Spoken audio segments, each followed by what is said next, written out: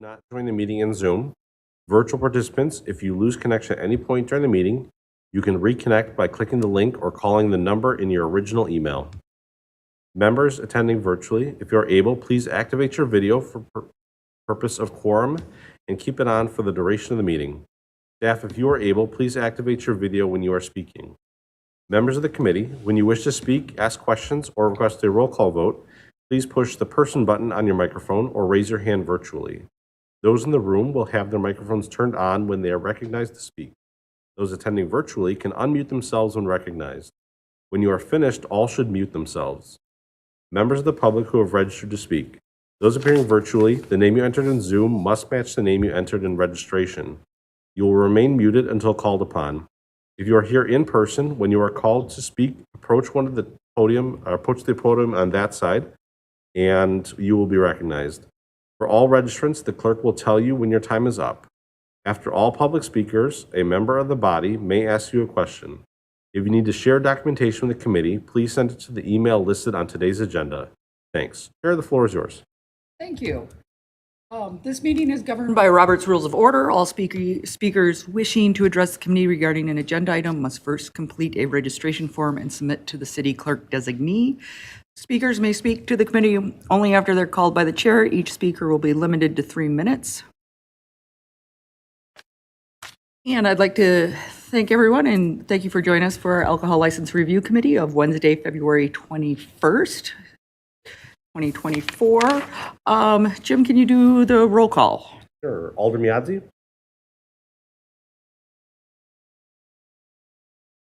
Here. Present. Alder Miadzi is here. Alder Revere? Here. Alder Revere is here. Mr. Bruchuk? Here. Mr. Bruchuk is here.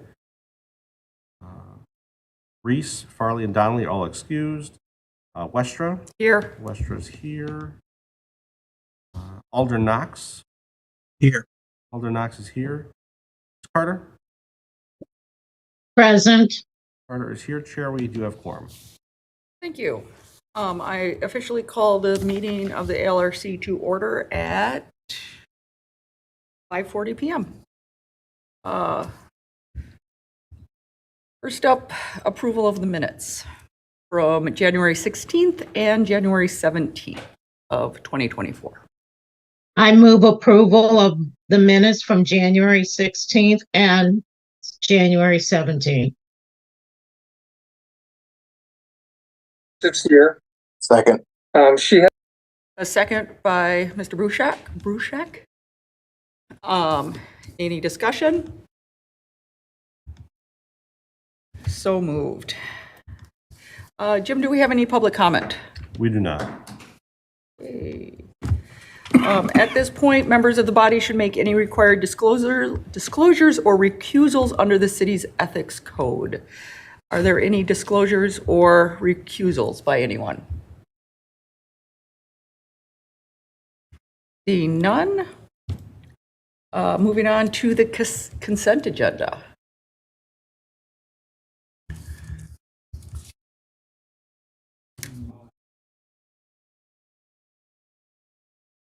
We give a reading of it.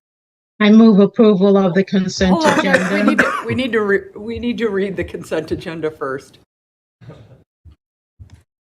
All right. So our proposed consent agenda for ALRC meeting February 21st, 2024. Everyone listen in. These are the ones that they're going to consider to pass without calling anyone. Recommend a council to grant change of agents items 2 and 3, and a request for extension of license issuance beyond 180-day limits under MGO 38.05, item number 5. Now I'll entertain a motion. We have an approval. Oh, sorry. I didn't turn you on. Sorry. I move to approve the consent agenda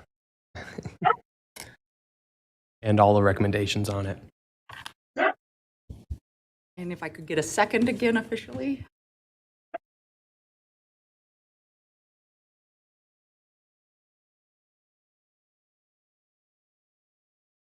Alder Knox, seconds. Yeah, second. Thank you. Any discussion?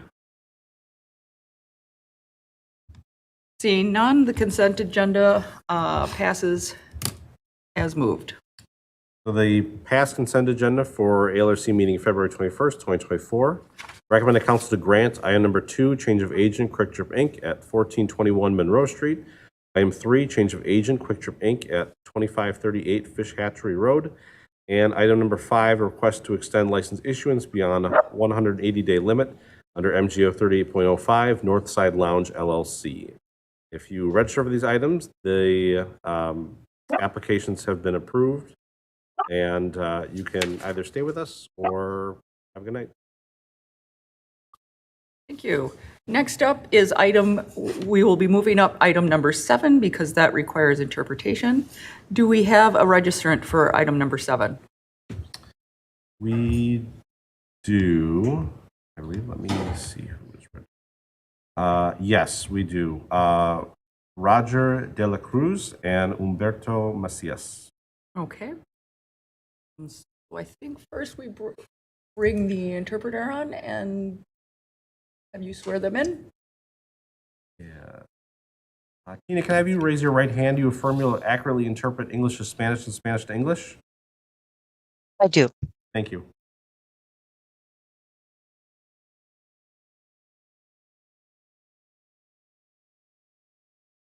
And they're both in person? Okay, so if Roger'd like to come up here, that would be great.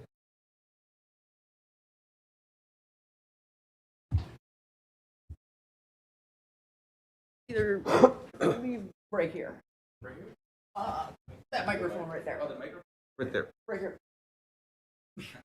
Up front here.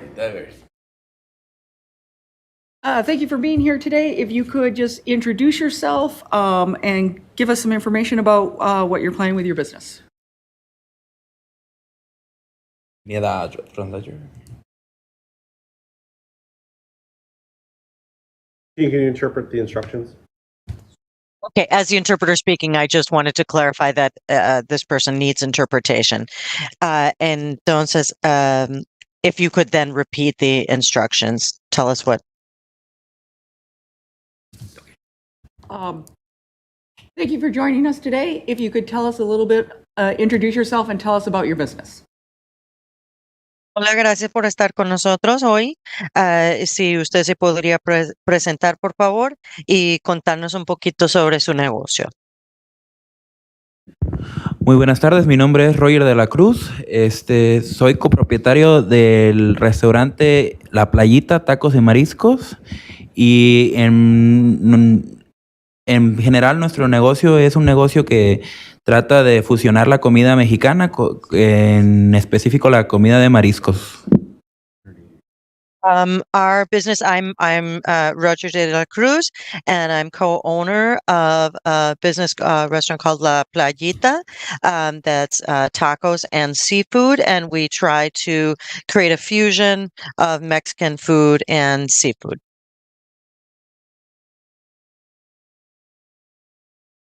Thank you. Committee, what is your, any questions for the applicant? Gracias, comité. ¿Alguna pregunta para el aplicante?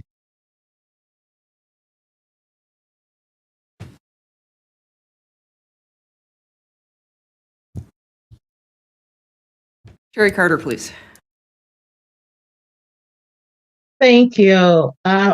Roger, you're at, your business is going to be at 2601 West Beltline. Is that in Arborgate? Gracias, Roger. Habla Sherry. Y su negocio va a ser en el 2601 West Beltline, en Arborgate. Sí, así es. Gracias, Sherry. Ahí en ese lugar será. Yes, yes. Thank you. That is the location where it will be. And that is where the former restaurant was called Migrant. Y eso fue donde antes había un restaurante que se llamaba Migrant. Es correcto. That's correct. So, are you going to have a bar in that restaurant, or you're just going to serve cocktails? Y usted va a tener un bar en ese lugar o solo va a servir cócteles? No, por el momento no tenemos intenciones de tener un bar. For right now, we don't have the intention of having a bar. Okay, thank you very much. I might come back with another question, but thank you very much. Bueno, muchas gracias. De pronto voy a tener más preguntas más adelante, pero por ahora, muchas gracias. A ustedes, muchas gracias. Yes, thank you very much to you. Any other questions of the applicant? ¿Alguna otra pregunta para el aplicante? Alder Revere. Thank you, Chair Westra. David. My recollection is that this was referred at our last committee meeting for a couple of different reasons. And the first was that it appeared that a informational session had not been conducted yet as required by ordinance. My recollection is correct. Could the applicant please confirm that an informational session has been held since our last meeting? Si yo recuerdo bien, esto fue referido de la última reunión de la Junta porque no se había llevado a cabo una sesión informativa. Si el aplicante puede confirmar que no se hizo según el estatuto, según el requisito. Sí, al parecer hubo una confusión la última vez con el traductor que tenía, no entendí la pregunta. Yo, en lo personal, no asistí a ningún tipo de reunión, pero mi socio Humberto Macías fue el que asistió a las reuniones. Pero yo contesté que sí había ido por falta de entendimiento en la traducción que me hicieron. I think that there was some confusion last time at the meeting that with the translator and the way that they had formed the question, that there was that they had asked the question and I answered that yes, I had attended, but because I didn't understand the way that they had had asked the question, I have not attended any meetings. But yes, my co-owner, Humberto Macias, he has attended a series of different meetings. Specifically, the informational session is a date that you post on the orange application sign issued by the Madison City Clerk's office that should be posted in your window today. And that would be one of 3 dates on the sign: this committee meeting, Madison Common Council meeting, and then an informational session where interested parties could come meet you and your partners to discuss your business plan, your application. Do you know, was such a opportunity held for your neighbors? Esto sería específicamente donde se pone una pancarta, se pone un anuncio en el lugar del negocio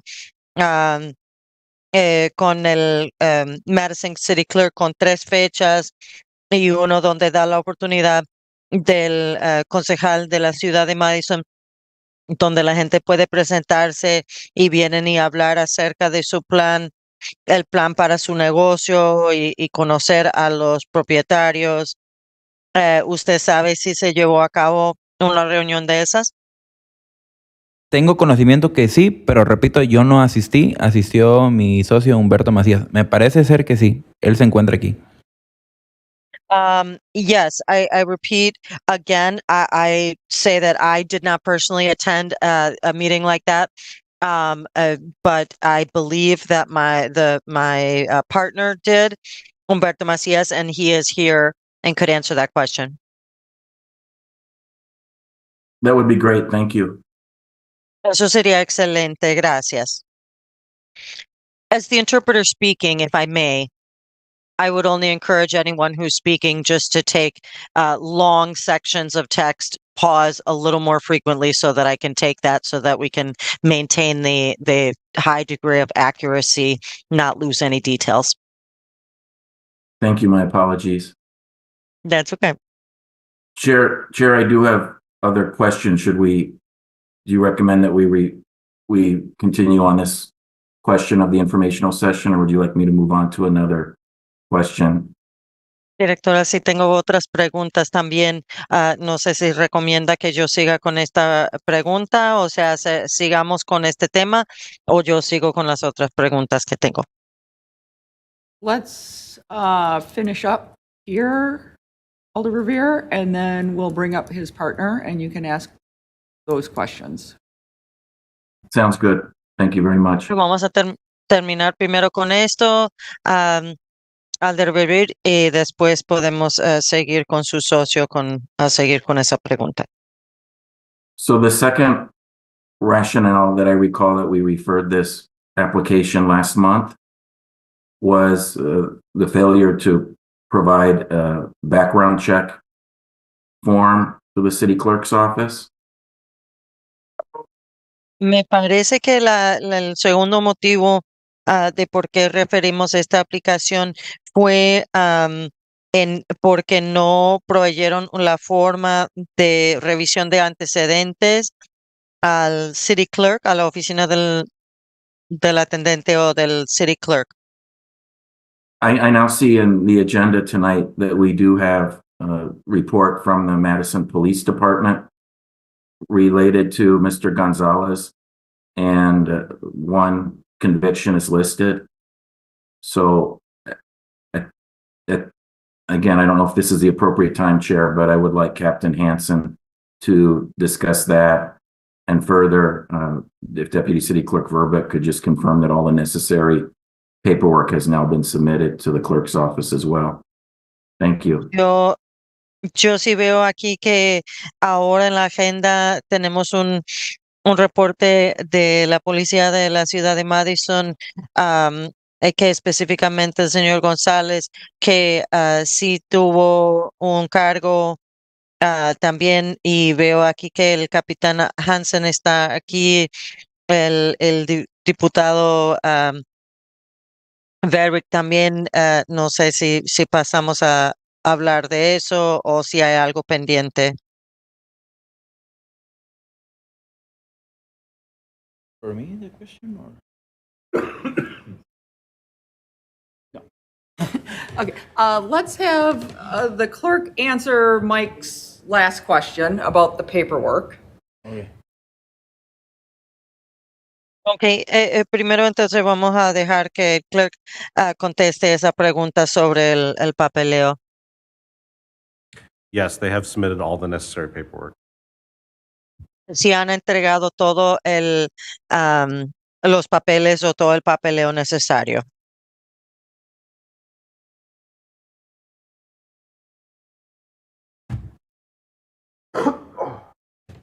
And let's have Captain Hansen answer about the background check.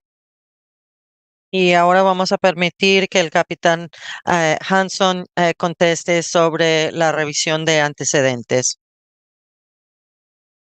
Yeah, thank you. The notes that I have are for this meeting are for a Jonathan Gonzalez, and that is for a failure to obey a traffic sign operating without a motor vehicle or a valid driver's license and intoxicants in a motor vehicle.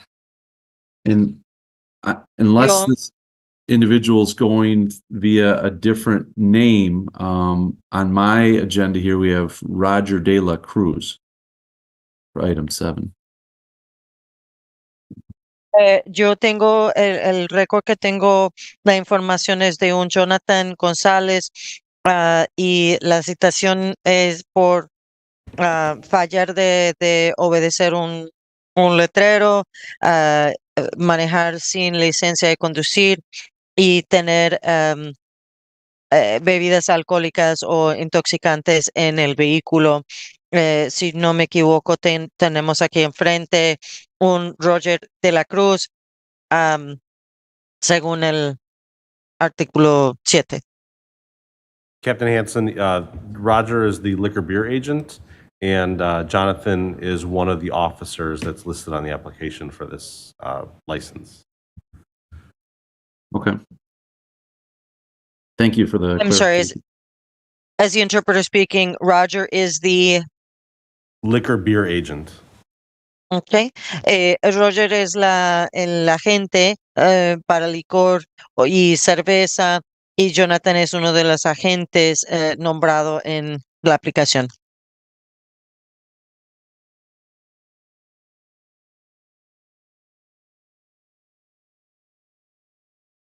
Alder Revere, can you repeat the question that you had around the background check for the officer or the liquor beer agent? Yes, ¿Puede repetir Alder Vivir, la pregunta que tiene para el oficial sobre la licencia de licor y cerveza? thank you. So I was asking that Captain Hanson provide his customary overview of the MPD record section report, and if the department has any concerns about the convictions listed. Thank you. Copy Yo lo that. que estuve pidiendo es si el Capitán Hanson puede hacer su resumen general, lo que suele hacer la revisión de los récords del Departamento de Policía de Madison y para ver si tienen alguna duda, alguna preocupación el comité sobre los antecedentes. Copy that. Thank you. At this point, there's no concerns from the Madison Police Department on this business opening. Por el momento, gracias, ya entendí, de parte del Departamento de Policía de la Ciudad de Madison, no tenemos ninguna preocupación sobre los operadores o el récord de los operadores de este negocio.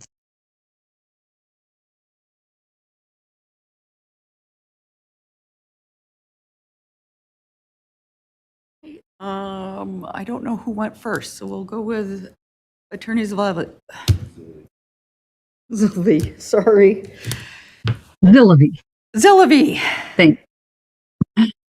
I just wanted to let you all know that Captain Zanders from the South District emailed today and said that the applicant had spoken with him, had spoken with the neighborhood, and had spoken with the alder. So. Sí, la abogada Zilevy solo quería mencionar que el oficial Sanders había comentado, había mandado información que el aplicante había hablado con el alder, también con los vecinos, y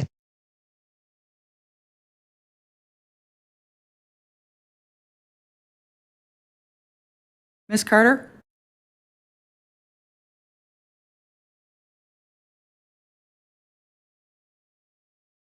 Just one moment.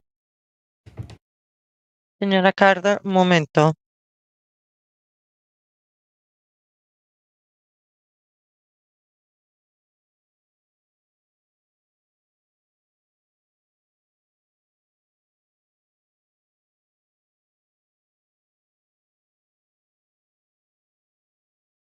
You're on mute. Está en silencio.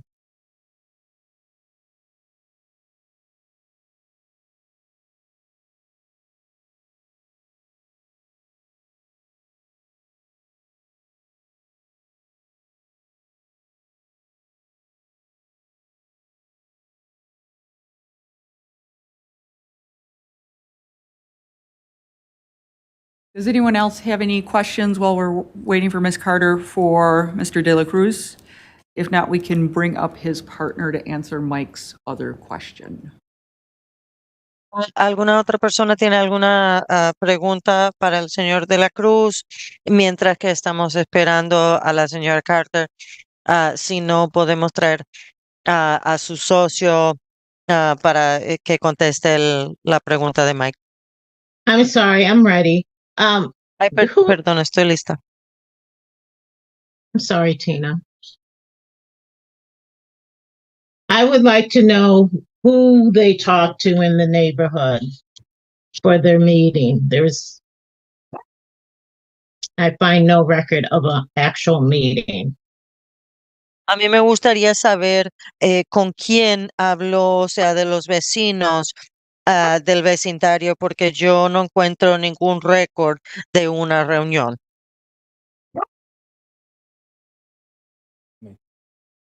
Sí, bueno, como repito, yo no he hablado a ningún tipo de meeting o reunión. Yo estoy en operaciones en otro restaurante. La persona que se ha encargado de todo ese proceso es mi socio Humberto Macías. Yes, good evening. As I repeat, I have not attended any meetings. I have not spoken to anyone. As I mentioned, I'm involved in operations of another restaurant. The person that has handled that is my partner, Humberto Macías. Is Humberto here? Sí, ¿Y está aquí presente Humberto? sí. Yes, he's here. Can he come up to the, can he come to the podium and answer that question? So we're finishing up questions with Mr. De La Cruz, and then he will be up next. So Mike can ask Then a I'll question hold and then my you can- question. Yep. I'll hold it, sorry. La pregunta es si él puede venir también al podio para contestar las preguntas. La directora menciona que sí, estamos terminando con las preguntas primero y después él se va a presentar para contestar más preguntas y responde la señora Carter que sí, entonces yo voy a aguantar con mi pregunta. Okay. So are there any other questions for Mr. De La Cruz? ¿Alguna otra pregunta para el señor De La Cruz? Seeing none, thank you very much. We stick around. We might have more questions for you. Thank you. Ok, ninguno más, por favor, quédese. No se nos vaya. Posiblemente vamos a tener más adelante otras preguntas. And who do we have, Jim, registered next for this item? ¿Quién tenemos registrado ahora para este asunto? Humberto Macias is registered. And Humberto, if you could come up here, please. Ahora con Humberto Macías. Sí, Humberto, por favor, se puede acercar. Thank you. As And if- interpreter speaking, I'd just like to clarify if he requires or prefers interpretation. Require or prefer interpretation? Yes. Usted prefiere con interpretación, ¿ok? If you could introduce yourself and tell us your role in the business. Okay. Si usted se puede presentar y contarnos su papel en el negocio.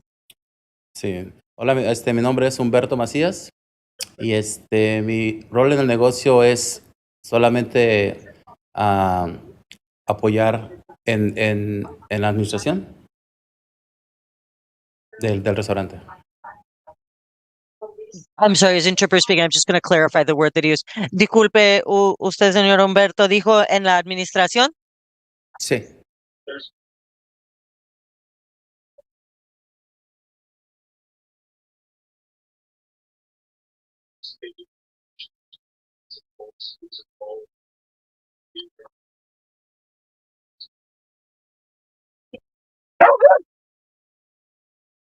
Hello, is interpreter speaking? Yep, we can hear you. Hey, I just wanted to clarify with Mr. Macías if he had said, usted dijo en la administración. Sí. Okay. Yes. Hi. My name is Humberto Macías, and my role with the business is just to support in the management. Thank you. Alder Verveer. Gracias, Alder Revere. Thank you, Chair. Repeating my previous question, I'm looking for confirmation that the so-called informational session was advertised on the orange-colored sign issued by the city clerk's office. and if then such a meeting was held?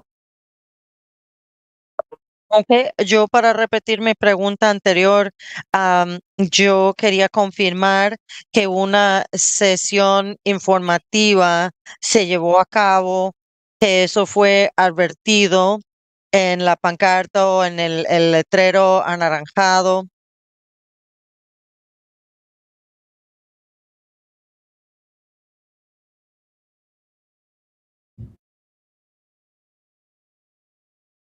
¿Me hizo una pregunta? Is that a question? Yes. Sí, el letrero lo puse en la ventana y yo llamé al número que me dieron para a la comunidad de vecinos, dejé un mensaje, no me contestaron pronto. Después en el restaurante llegaron 2 personas preguntando que qué íbamos a poner ahí y nos pidió algo de información, eran 2 personas femeninas. Después me regresaron el mensaje y me dijeron que no era necesario hacer haber llamado. Okay, and as the interpreter is speaking, I'm just going to clarify one word again. Llegaron 2 personas, ¿qué dijo? Sí, llegaron 2 personas al lugar y me preguntaron que Okay. si qué íbamos a Sí. poner y cuándo lo íbamos a abrir y pidieron información solamente. Yeah, when I put the sign up, and I put it up in the window, and then I called the number that was on there, that was for like called the neighborhood, I don't know, neighborhood association or group, and I left a message, and then no one answered me very quickly or anything. But then 2 people came to the restaurant asking, some questions, looking for some information, like when we were going to open it, what we were going to do, what we were going to have there. And then when I called the answer or the number, they said that it wasn't necessary. Thank you. So there was a meeting advertised on the orange sign and a couple of interested parties did attend. Is that correct? Entonces, si tengo entendido, se puso el letrero anaranjado, ahí fue advertido o así publicado, y unas personas fueron a la reunión a hacer unas preguntas, o si Sí, tengo entendido. sí, correcto. Yes, correct. Very good. Thank you. Thank you, Chair. Okay, muy bien, gracias. Gracias, directora. Gracias. Are there any other questions? ¿Alguna otra pregunta? Was the date of the meeting that you just described before the date of our meeting last month? La fecha de la reunión que usted describe, o que describió, fue antes de la reunión nuestra del mes pasado. No, en esta sección, en esta nueva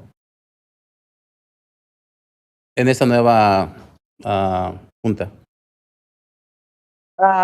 No, it was in this new council or committee. I have a follow-up, but give me a second. Tengo algo de seguimiento, pero permítame un momento. So Mr. De La Cruz told us that the meeting that's required occurred before this committee met on January 17th of this year. Entonces, el señor De La Cruz nos contó que la reunión ocurrió antes, o sea, la reunión que se requiere se llevó a cabo antes de nuestra reunión de la Junta el 17 de enero. And he also said that the committee was misled by a mistake in the interpretation. Y también mencionó que el comité fue, o sea, malentendió debido a un error en la interpretación. So I'd like to clarify now, was the committee mistaken when we believed that that meeting that you just discussed didn't happen? Let me start over, so make sure we're clear. When the committee formed the impression on January 17th that the neighborhood meeting had not occurred before our meeting on the 17th, were we correct or were we incorrect? O sea, lo que quisiera entender o sea, lo digo para entender bien, fue que el comité entendió en esa fecha, o sea, que el comité entendió que la reunión con los vecinos no había ocurrido antes de la reunión que tuvimos el 17 de enero. ¿Eso es cierto o fue correcto? ¿Entendimos correctamente? Sí, sí, no, no hice la llamada al comité hasta después. Yes, no, I didn't call I didn't make the call to the committee until after.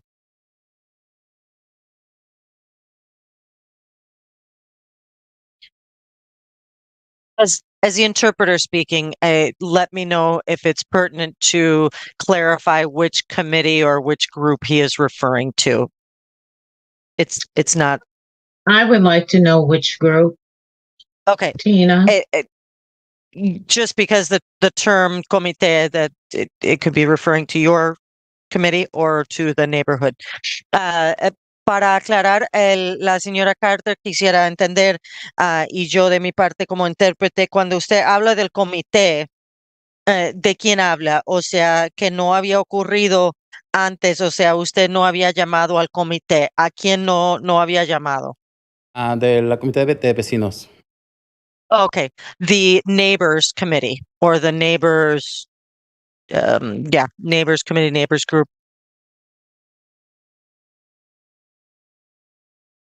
Thank you. Gracias.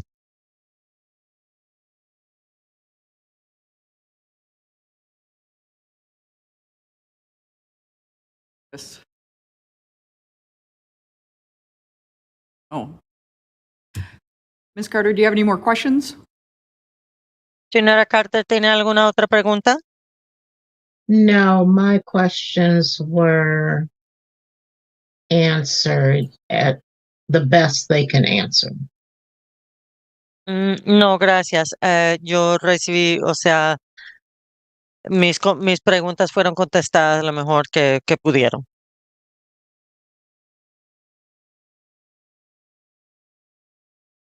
Okay, are there any more questions for these applicants?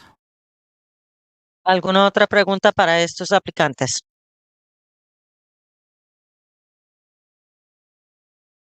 Seeing none, you can go have a seat. Thank you. Okay, sin ninguna otra pregunta, pueden ir a tomar asiento. Any discussion for staff?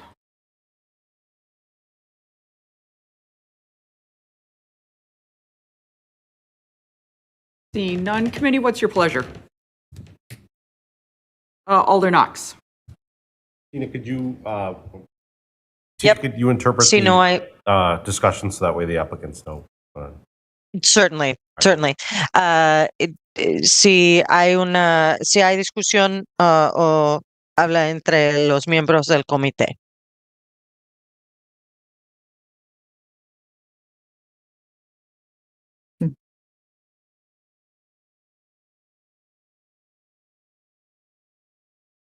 Hello? Can you guys hear me? Yes, now we can. Okay. Okay. I guess my question is general for the police department. So what is the general threshold when you're doing these background checks? Do you just do the background checks to provide information to the committee? And then my general question is there some kind of threshold that we look at in terms of how it might impact the business? I'm new, so I'm just trying to get a feel for what are we looking for in those background checks. Thank O sea, you. mi pregunta es en general para el Departamento de Policía, ¿cuál es como el límite o los parámetros que consideran? O sea, cuando están haciendo la revisión de antecedentes, o sea, yo soy nuevo en esto, o sea, solo están buscando información para proveer información al comité sobre cómo esos antecedentes podrían afectar al negocio o como para entender cómo es el impacto, cómo quieren medir la información que consiguen. Thank you, Alder Knox. I think I'm interpreting this as kind of a two-part. One, what does the police department do? And then what does the committee look for? We do our background investigation. It's running somebody through our criminal records, and we have a staff that does that.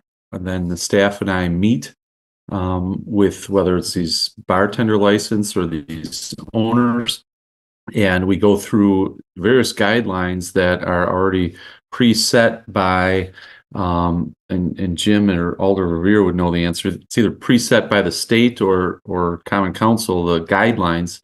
And when we see violations of these guidelines, a 3C or a 3B, whatever it might be, we are simply informing the committee, and we're not passing any judgment or giving any opinion. And then the other part of that, what the police department does is the Pardon. district. Oh, I'm sorry. Yeah. Sorry about that. It's okay. Let me take the first part Okay. before we get to the second part. Little excited. Sorry. Nosotros lo que estamos haciendo, o sea, hay dos partes de lo que hace el Departamento de Policía. Cuando hacemos una parte es revisión de los antecedentes, hacemos una investigación de los récords criminales, y la otra parte es lo que hace el comité, o sea, lo que el comité está considerando, está mirando. Entonces tenemos personal que hace las investigaciones, después nos reunimos y depende si es una licencia para bartender o si es para los dueños de un local, pero tienen unas pautas o pistas, un guía establecido, o sea, por el estado o por el concejal de la municipalidad. Depende si es del 3C o 3B, pero informamos al comité. As the Thank you, interpreter sir. speaking, you can continue. So then the other part is the captain's review calls for service. If they owned a different establishment elsewhere in the city, how is that business run? And then the captain has the option to also, and hopefully does, have a conversation with the applicant to also review safety measures, safety plans, and any concerns that we would have from the police department. And then we, like in this meeting, are asked, if this has been reviewed by Captain Zanders, and as Attorney Zillaby pointed out in an email, there weren't concerns from the police department. Entonces, la otra parte es el capitán, revisa y tiene la oportunidad de comentar de si los dueños, o sea, de otro, si tienen otro local, cuáles han sido las llamadas para atención o para servicio. Pueden tener una conversación con el aplicante o los aplicantes sobre un plan de seguridad para el establecimiento, cómo piensan enfrentar o las cosas ocurridas, y como habló el capitán Sander, tuvo la conversación, como dijo el abogado Zillaby, que no tenían preocupaciones o dudas de parte del Departamento de Policía.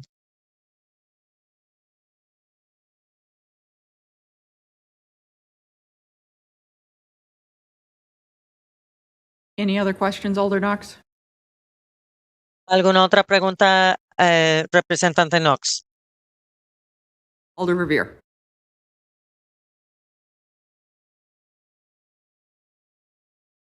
Alder Revere. Thank you, Chair. I'm prepared to make a motion. Gracias, estoy listo para hacer una moción. I move to grant the Class B beer license. Second,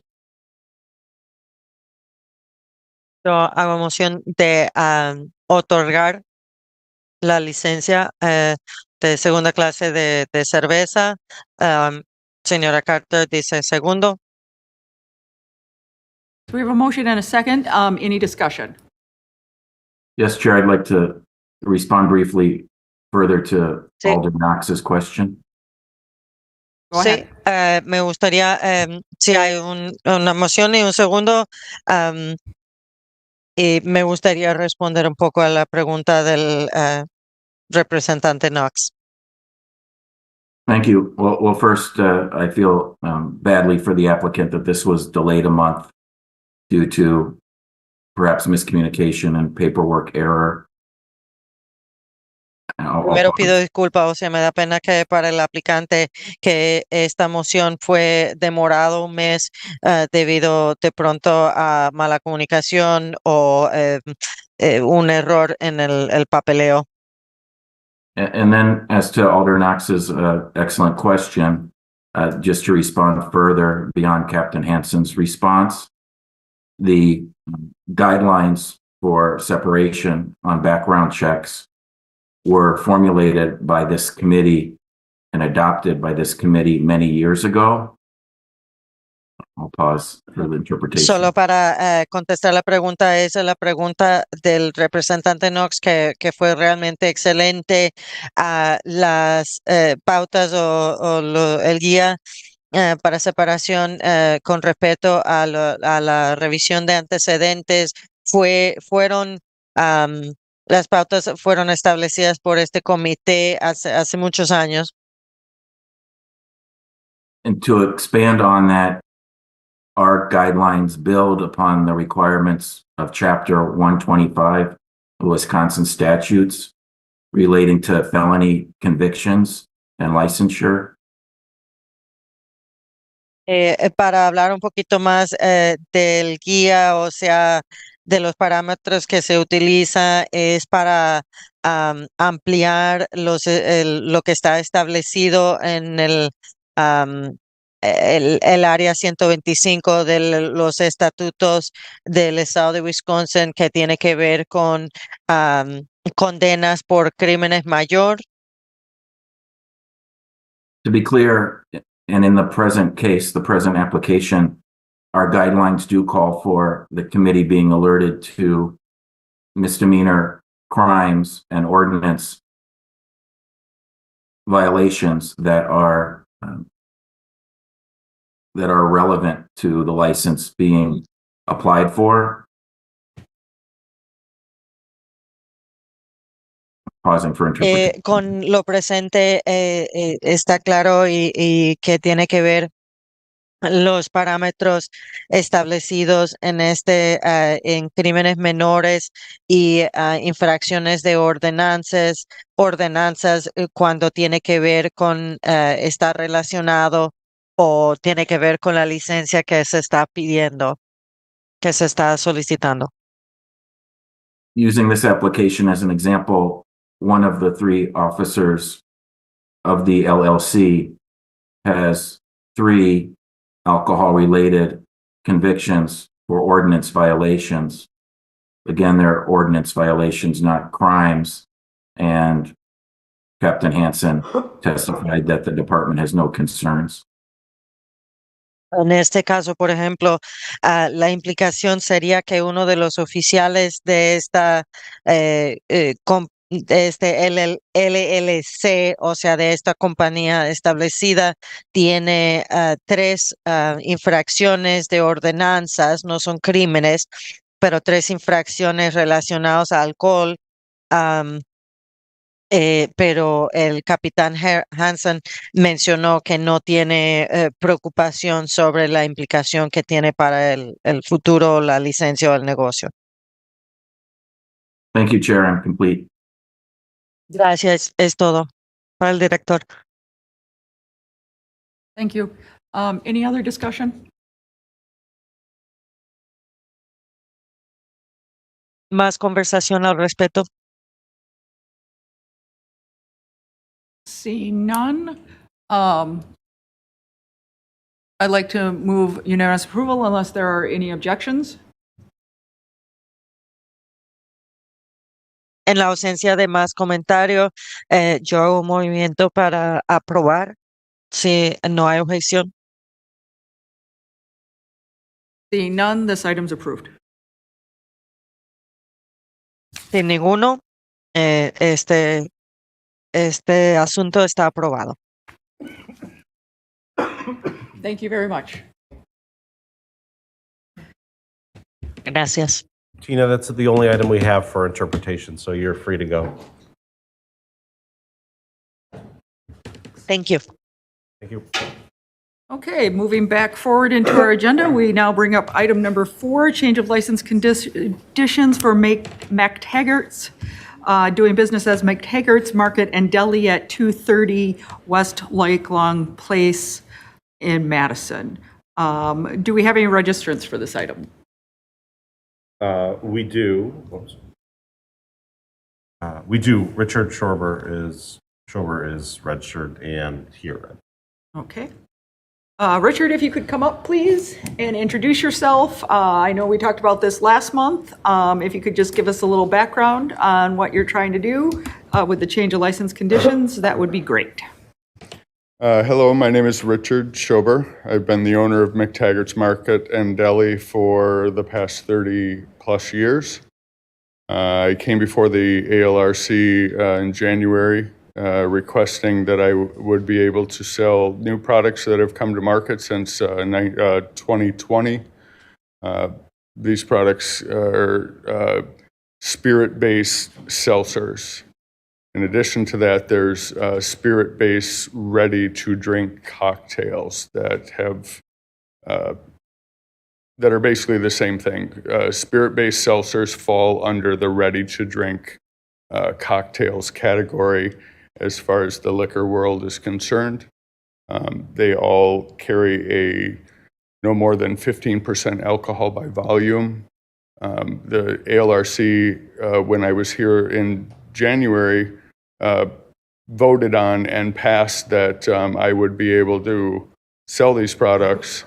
However, the way it was done was to remove my alcohol restrictions completely. It passed the ALRC, and then once we got to the Common Council, one of the members of the ALRC was having a problem with it, suggested that it get re-referred back to the ALRC to kind of iron out and figure out what the verbiage should be to allow me to sell the products that I'm asking for, not selling complete hard alcohol and be, in a sense, a liquor store.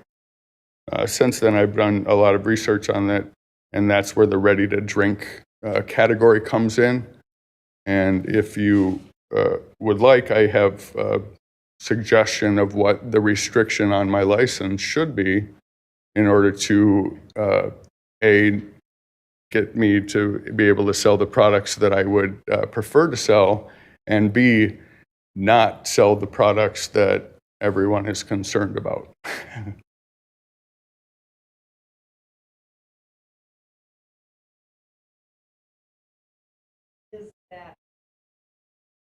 What is that verbiage? Again, the liquor industry calls it ready-to-drink cocktails, or ready-to-drink, ready-to-drink or ready-to-serve. They call them RTDs or RTSs. Basically, if my licensee is allowed to sell ready-to-drink, ready-to-serve cocktail or spirit-based cocktails with ABV, alcohol per volume, not to exceed 15%. They're all pre-canned, made cocktails, they don't have more than 15%. Some of them range as low as 4%. But with that restriction on there, free pour alcohol like rum and vodka and tequila and all the 40, 50 to 100 proof, which is 50+% alcohol per volume, would be eliminated, but it would allow me to sell the prepackaged products that I'm looking to sell. Okay, thank you. Mr. Burshak. Well, thanks for coming back. Thanks for providing that suggestion. The way that the restriction or the condition reads now, it basically says that the sale of liquor is limited to only sales of wine and cider. Now, to me, the simplest way to do this would just be add one more section to that condition that says intoxicating liquors sold in packages with concentrations less than, say, 15%, if you think that's appropriate. Instead of introducing a new terminology like whatever the industry Ready term to is, drink. or any terms that we would need to define or leave undefined, I think that we should just not do that and only insert the alcohol by volume. So how do you think of a condition that reads like that? I think that's a smart way to go about it. It does take care of not allowing to sell free pour alcohol, but it does then say that I can sell the spirit-based seltzers and the ready-to-drink cocktails. Yes, I think that is a smart way to go about it. That's great. So I've already submitted my motion to the clerk. I will ask, once we get to that stage, we'll put the number to be 15 instead of what I had.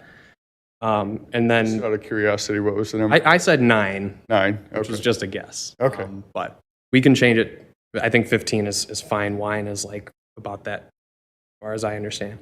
And then hopefully we'll have one of the attorneys caution us if there's any bad interpretations that might arise, and hopefully we can get this done and get you.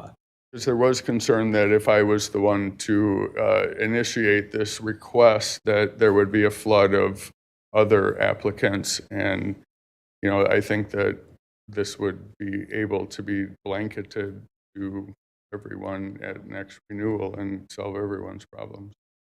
Right. I think we should strive for uniformity too. I think instead of dealing with conditions on individual license, if we put something in the ordinances similar to the restriction on gas station liquors or something. But that's something we can talk about. Thank you very much.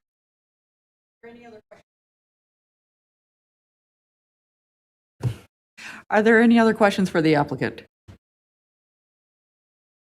Attorney McReynolds. I don't have a question for the applicant, so but I do have comments for the committee once we're done with the applicant. Okay. I don't see any more questions for you, so you can go have a seat and we will hash this out and hopefully make a tasty cocktail instead of boring sausage. Thank you for your time. Thanks. Committee, questions for staff. And we'll just start with Attorney McReynolds, since she has comments. Yeah, so not everyone may have seen this, but we did get an email, let me find it here, that included a recommendation from Chair Donnelly. And so let me pull that up. So his recommendation is not too far off from what the applicant just described, just worded a little bit differently. And if you can find the recommendation, basically under condition number 2, be malt-based and the addition of or spirits-based flavored coolers. And then his recommendation for condition number 5 was after wine to put spirits-based flavored coolers. After hearing what the applicant has said, my recommendation would not be to do an alcohol by volume, but instead to do a combination and write spirits based and then the industry term. Spirits based ready to drink products instead of coolers when it says coolers, because it sounds like that's what the industry calls them. So just a couple of little tweaks in the current conditions should do it, but that would be my suggestion.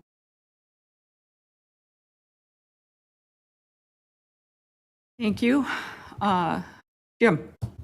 Yeah, I was just going to also point out Chair Donnelly's email, and one thing to consider is in his recommendations, also looking at condition 2 where it talks about limiting coolers to no amount less than 4 packs or bottles or cans as something to consider when amending the condition. Alder Verveer.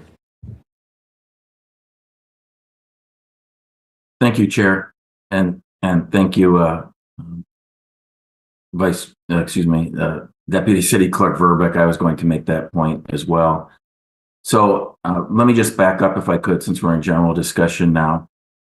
And that is that for those members of the committee that aren't clear about what happened, Chair Michael Donnelly sent a letter the day of the last Common Council meeting where this was on the agenda, seeking re-referral. He appeared at the council meeting that evening and testified in favor of re-referral, clearly stating that he had no concerns about the current licensed establishment, but was worried about precedents and that we would receive future similar proposed license conditions being amended. So with that said, and realizing that at our meeting last month, no one had really prepared language in advance to try to address the request of the applicant. Obviously, since that last council meeting, actually a few of us have worked on language. I also have language that I was prepared to move tonight based on industry recommendations, similar to what we did many years ago, working with the industry, using industry language for the so-called downtown model conditions on Class A establishments. So it's the suggestion that I received was similar to what the applicant is suggesting, and Assistant City Attorney McReynolds, and that is to actually use the industry term. And so I just wanted to share that at this point. What I was prepared to move was indeed to amend that last condition on the license and have it read, pulling up the current license condition here, and have it anyway moderated to say that ready to drink / ready to serve. Again, this is the industry defined standard or definition of what these products are. The acronym that's used is RTD / RTS, ready to drink, ready to serve, spirit-based cocktails. So quote, ready to drink, again, / if you will, ready to serve spirit-based cocktails with alcohol by volume not to exceed 15%, and then continue with the current language that wine and hard cider is also permitted under the existing Class A liquor license. So that I just wanted to share that, and I appreciate all the language that's being offered. It's unfortunate that Chair Donnelly couldn't be with us, but obviously he sent us his suggested language earlier today as well. So there's a lot for us to, I guess, noodle over, and I'll leave it at that for now. Thank you. Well, thank you. I'm confident that whatever happens tonight, we seem to all be I assume that we're all on the same page about what the problem is and how to solve it. My concern is with the industry language, and I wonder if anyone else in the committee shares it. If the meanings of the industry changes their terminology based on market conditions and marketing purposes.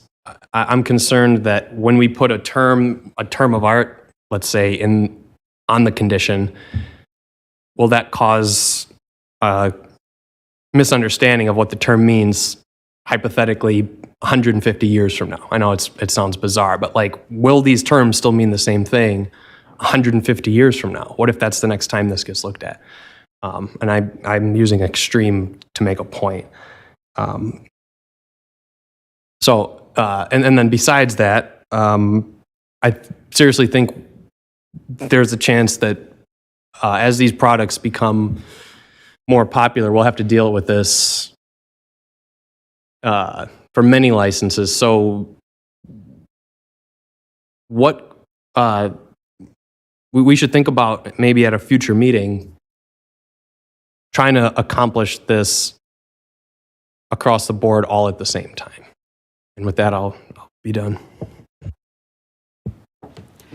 Thank you. I like the future meeting thing for an over the broad license term. I think the industry has changed drastically since the last time we dealt with these terms, and with the new, it could be part of the new state license changes that we also need to review.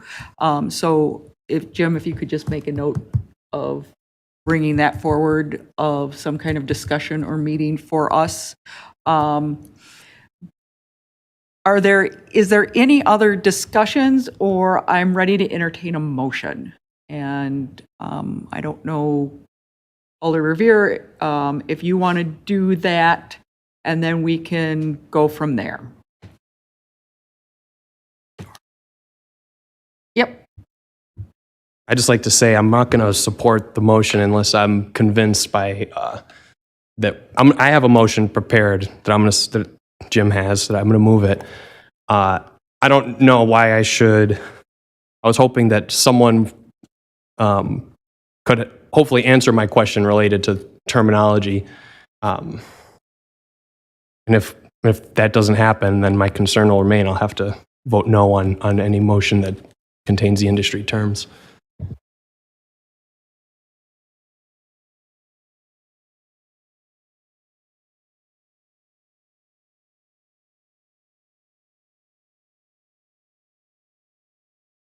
Attorney McReynolds.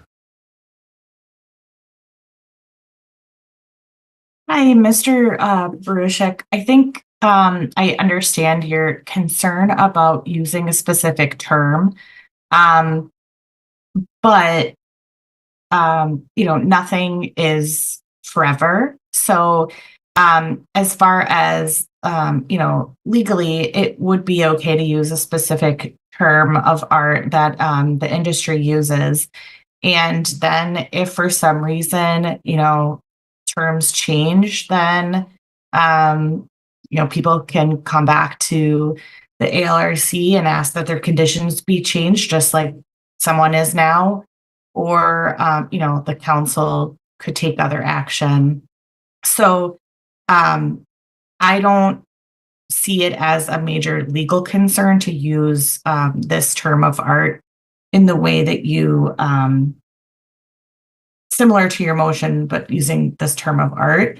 And I also, I think I said earlier that I didn't think alcohol by volume was recommended, and I should take that. I don't see a problem, completely up to the committee as to whether or not they want to include the alcohol by volume. I will say I did a little bit of looking at some of these products, and quite a few of them go up to 10%. So that's just something to consider when you're deciding what percentage you would want.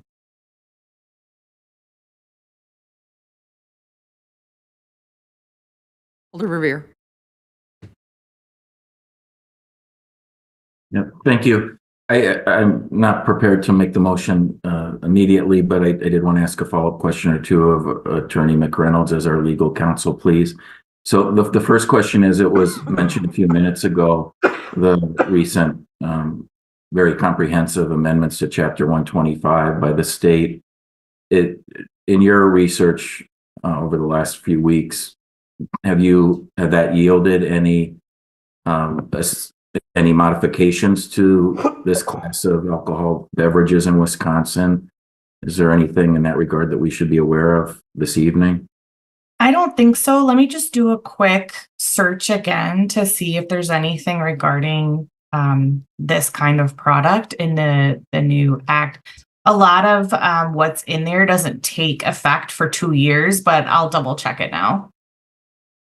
Thank you. I know that the Department of Revenue has promulgated proposed administrative rules and are scheduled to have a hearing soon too, but my quick research, I didn't see anything that was on point on this, but I certainly could have easily missed it.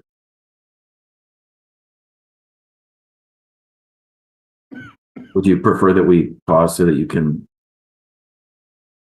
do some? Sure. Did you say you had another question though?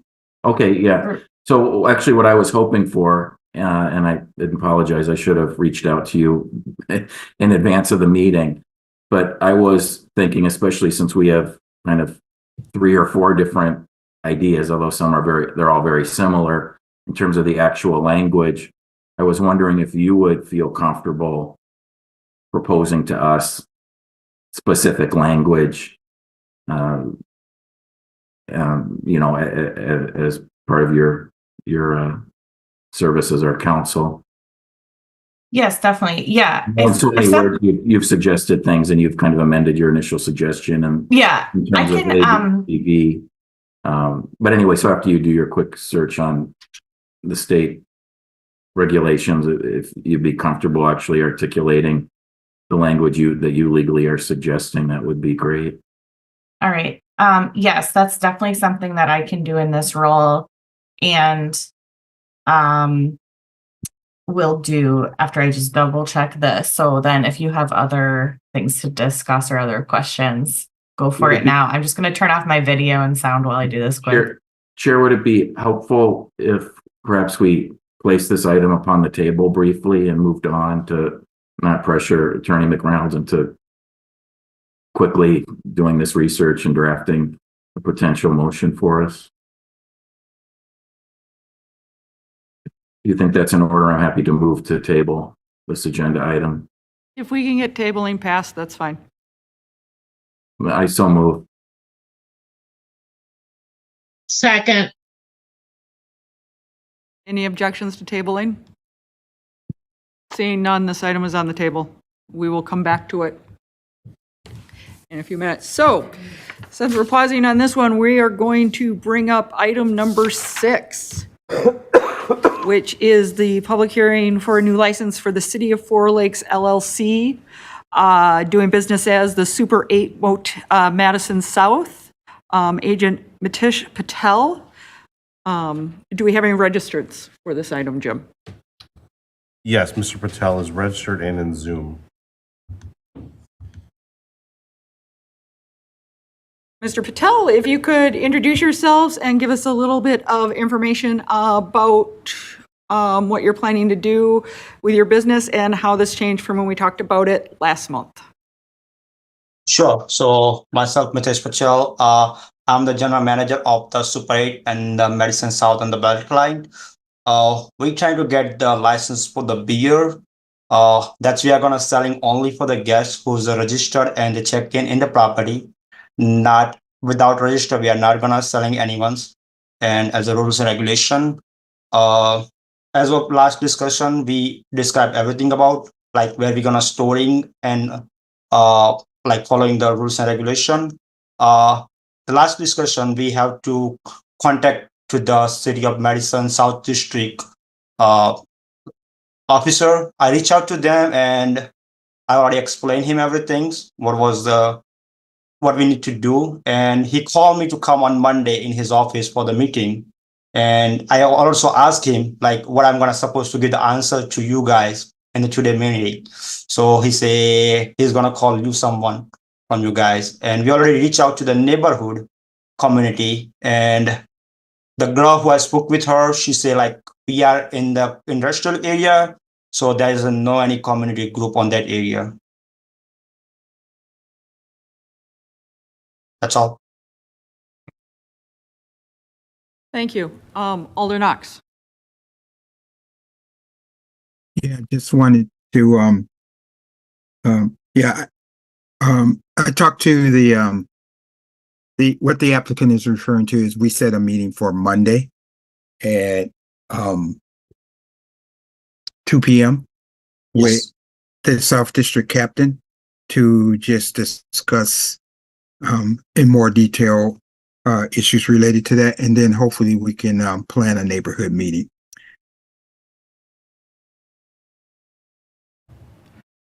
So that'll be at the South District. So there hasn't been a meeting with the police and there hasn't been a neighborhood meeting as of yet. There hasn't been a neighborhood meeting, but there have been discussions briefly with the captain at South District, and then I briefly spoke to him as well. So we're going to have a meeting between the captain and the alder on Monday, and then try to set into motion how he can get information out to the neighborhood so we could get some feedback.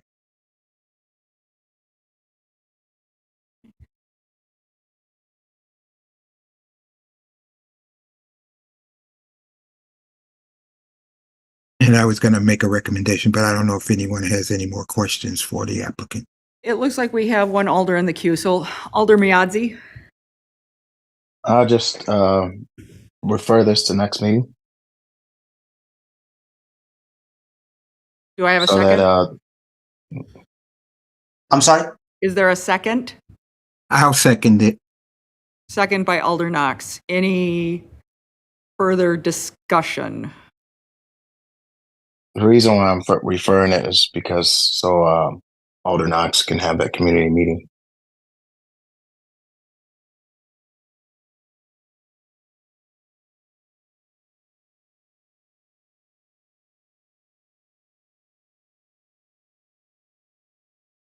Mr. Burshak? Yeah, I don't know why this is so difficult. He wants to sell beer in the lobby of a hotel to guests at the hotel. I mean, I get the ordinance says we have to have a neighborhood meeting and contact the police. He's already contacted the police. It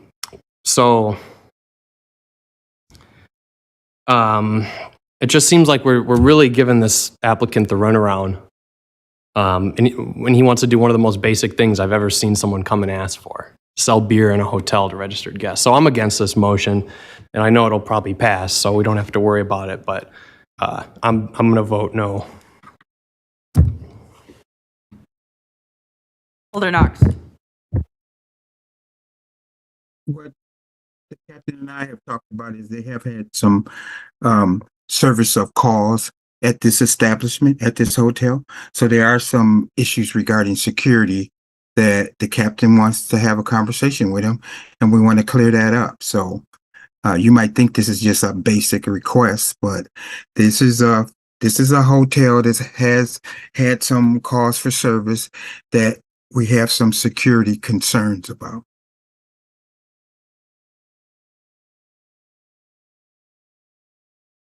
Is there a reason the meeting took over a month from when we referred this last time?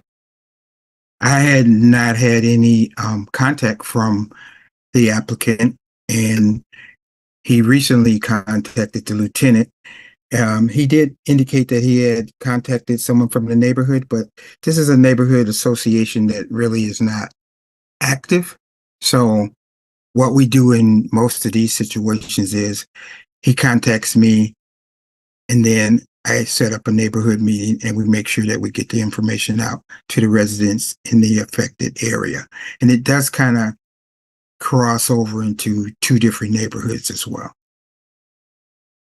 Thank you, Alder. Alder Miadzi? Actually, Alder Knox already spoke to it, but when there's protocol that we usually have a neighborhood meeting to outreach our constituents, that is huge, no matter if it's just protocol. And I was just going to mention some of the things that my fellow Alder Knox mentioned, but I don't think it's warranted after what he just said. So thank you.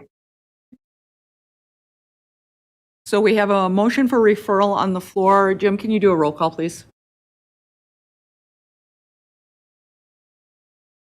I have my hand Oh, up. sorry. It's hiding in your background. In my tulips. In your tulips, yep.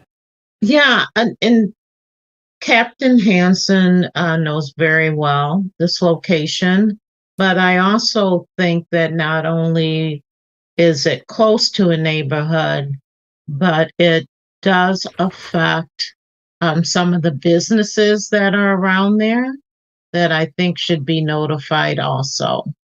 So I don't want the applicant to think that we're sending them through hoops that are unnecessary. I think that the history of this location bears thoroughness, and I think this is what needs to be done. Thank you. Thank you. Alder Knox, did you have any more comments? Well, thank you. This will be the last time I talk on this.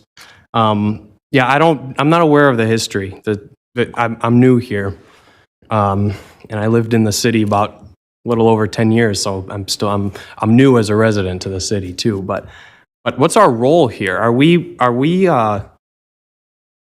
trying to solve other problems by withholding a license to sell beer? Or is there a great concern that the sale of beer is somehow directly related to these other problems? And what are these other problems, and how am I to make a judgment about whether the sale of beer is related to those problems? This is why I don't understand why this is becoming difficult. If the neighborhood association is not very active, but that's a requirement to get the license, but the neighborhood refuses to meet, well, did the ordinance permit a neighborhood veto of a license? So there are many questions, and we can move on. I know what the outcome will be. Yeah, exactly. Thank you. I think that I'm just butting in here, Amy. Captain, excuse me, Captain Hansen had his hand up. I don't know if you saw that. So Alder Knox, then Attorney Zalavi, I give up tonight. And then we will hopefully get to the roll call. Alder Knox, or are you done? Okay.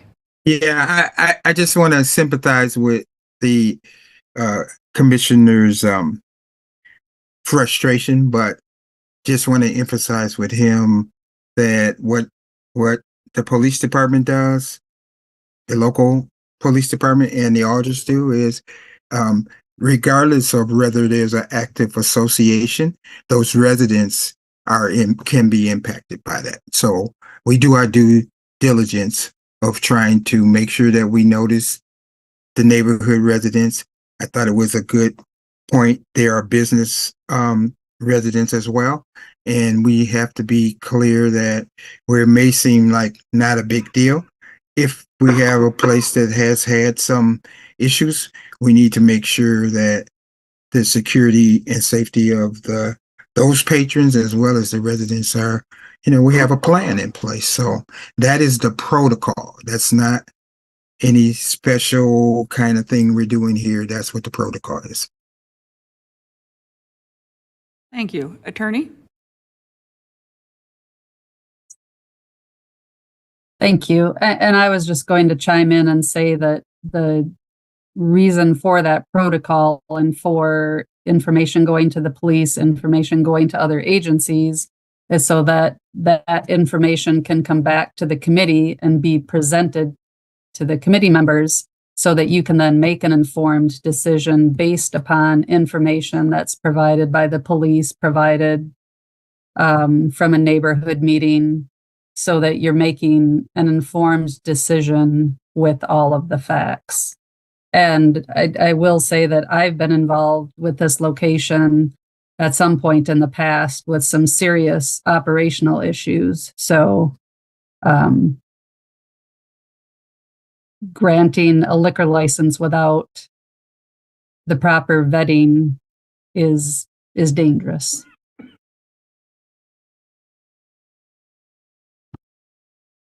Captain Hansen, did you have anything? If you had I your hand just- up earlier.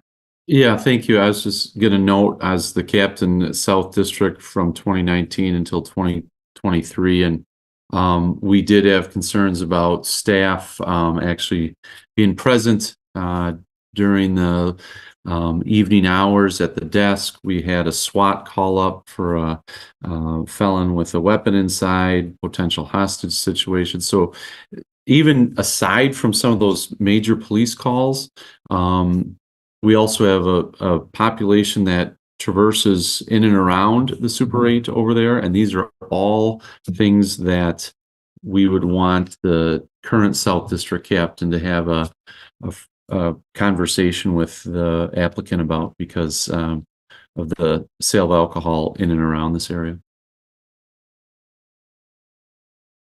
Thank you.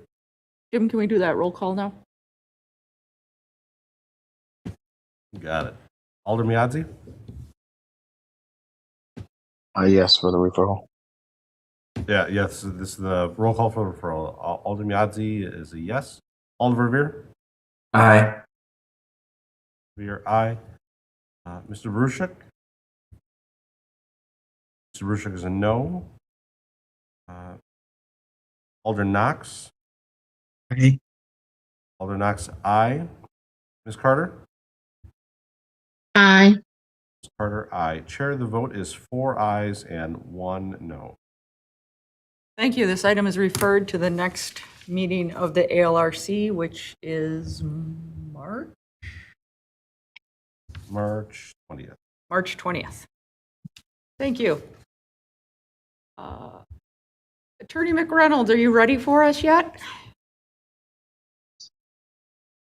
I have confirmed I don't believe there's anything in the new Wisconsin statutes that will affect this, these conditions or this vote. I am still typing up the recommended motion language. Okay, we will keep you on ice a little bit longer. So moving forward will be item number 8, a new license for Sushi Lover in Madison LLC, doing business as Sushi Lover at 72 West Town Mall. Agent Zheng Li. Do we have any registrants for this item? We have a number of registrants.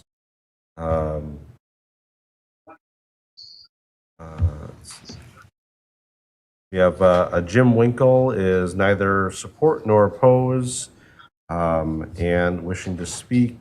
Amit Kumar is in support, available to answer questions. Michael Martinez in support, available to answer questions.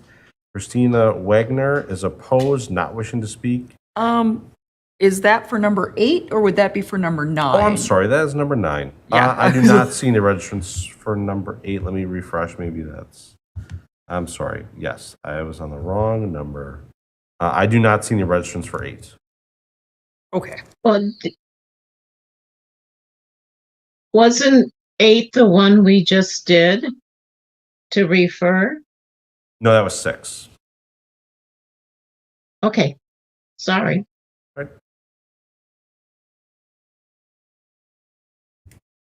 So no, we do not have any registrants for number 8. Okay.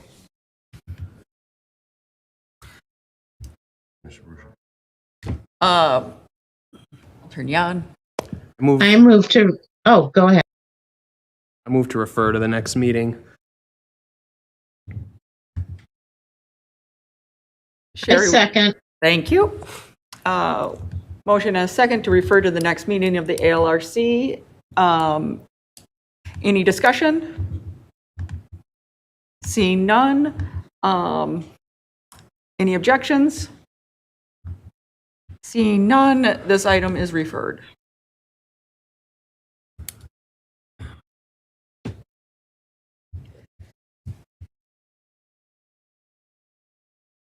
Attorney McReynolds, I'm checking back in with you. Still typing. Okay. Moving on then to item number 9, new license for MPL Corporation Investment, doing business as Amico at 1129 South Park Street, agent Amit Kumar.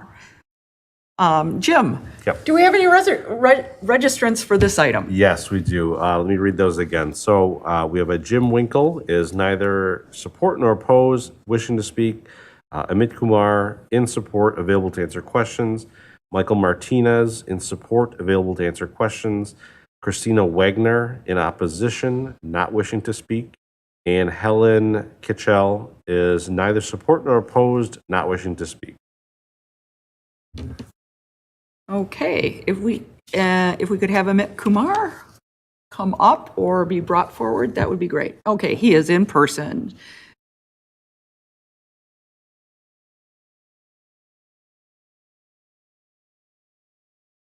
Hi.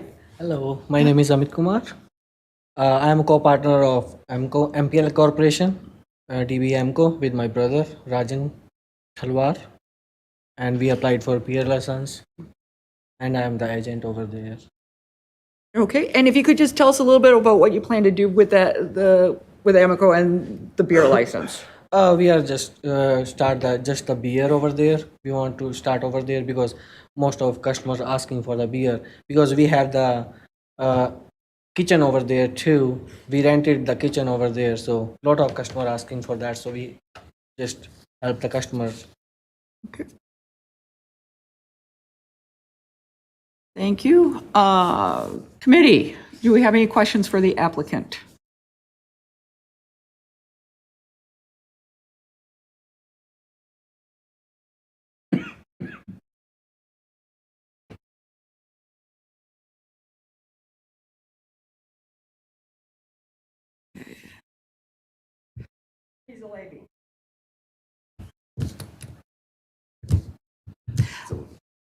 Attorney Zulavi. Thank you. The application states hours of operation are from 5 a.m. to midnight. Is that correct? It's 6 a.m. to 9 a.m. Pardon me? It's 6 a.m. to 9 a.m. 9 p.m. Your application says 5 a.m. to Oh, 12 we have the store opening time for 5 a.m. So your store opens at 5 a.m.? Yeah. Your conditional use requires the business to be open only between the hours of 6 a.m. and midnight. So you're not allowed to be open at 5 a.m. You can Okay. only be open between the hours of 6 a.m. and midnight. We can do that. We can open 6 a.m. to midnight. Okay. And that includes the pumps too. The pumps can't be on after midnight. Okay. Thank you. Thank you.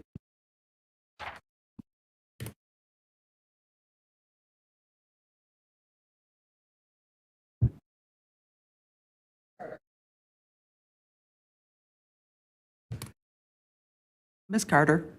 Yes, I have a question. Is this your first application for beer? Yes. Okay. And what security do you have over there? Because you're on the corner of Olin and Park Street, correct? Yes, that's correct. Okay. What type of security do you have there? We have the around 16 surveillance cameras around all over the building. So that's the security purpose we put the cameras. Okay. And your building is quite small. You said you also have a restaurant in it? Oh yeah, we have the kitchen, just the takeoff kitchen. Oh, just a kitchen. Yeah. Okay. Okay. And where will you be keeping your stock? Not the merchandise you're selling. Where's your inventory gonna be kept, or is it just gonna be in the coolers? Yeah, just in the coolers. Okay. Okay, thank you. I might circle back to you. Thank you.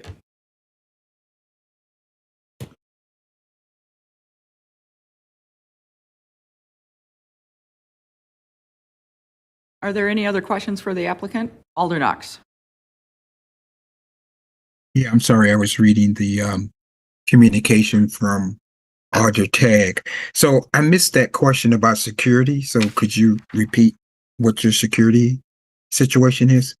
We have around 16 surveillance cameras, so and 2 big LEDs, so we can record all of these activity going on. So that's our security. We put And how around the, and how many people do you usually have on staff at any given time? me and my brother. Just you and your brother? Yeah. Yeah. You feel confident though you can respond to any situations that would be occurring? Pardon, please. You feel comfortable that you can respond to any kind of safety and security issues with you and your brother on Yeah. duty? Yes. Okay. All right. Yeah, I've been in your establishment before. I think it seems like you run a pretty decent operation there. Thank you. Are there any other questions? Alder Miadzi. Move to approve with conditions of the hours changed. So would that be amend the application for the correct hours of 6 to midnight? Yes, Chair. Thank you. So move approval. Alder, I need a second for that, and then we'll go to Alder. Yeah. Alder You of the see Alder district. Tag. Yeah. So Sherry, did you second that? Yes, I did. Thank you. Chair. Tag. Alder, sorry. Thank you, Chair, and thank you, committee members. I hope you had a chance to read the note that I sent rather late in the afternoon, and I apologize for that.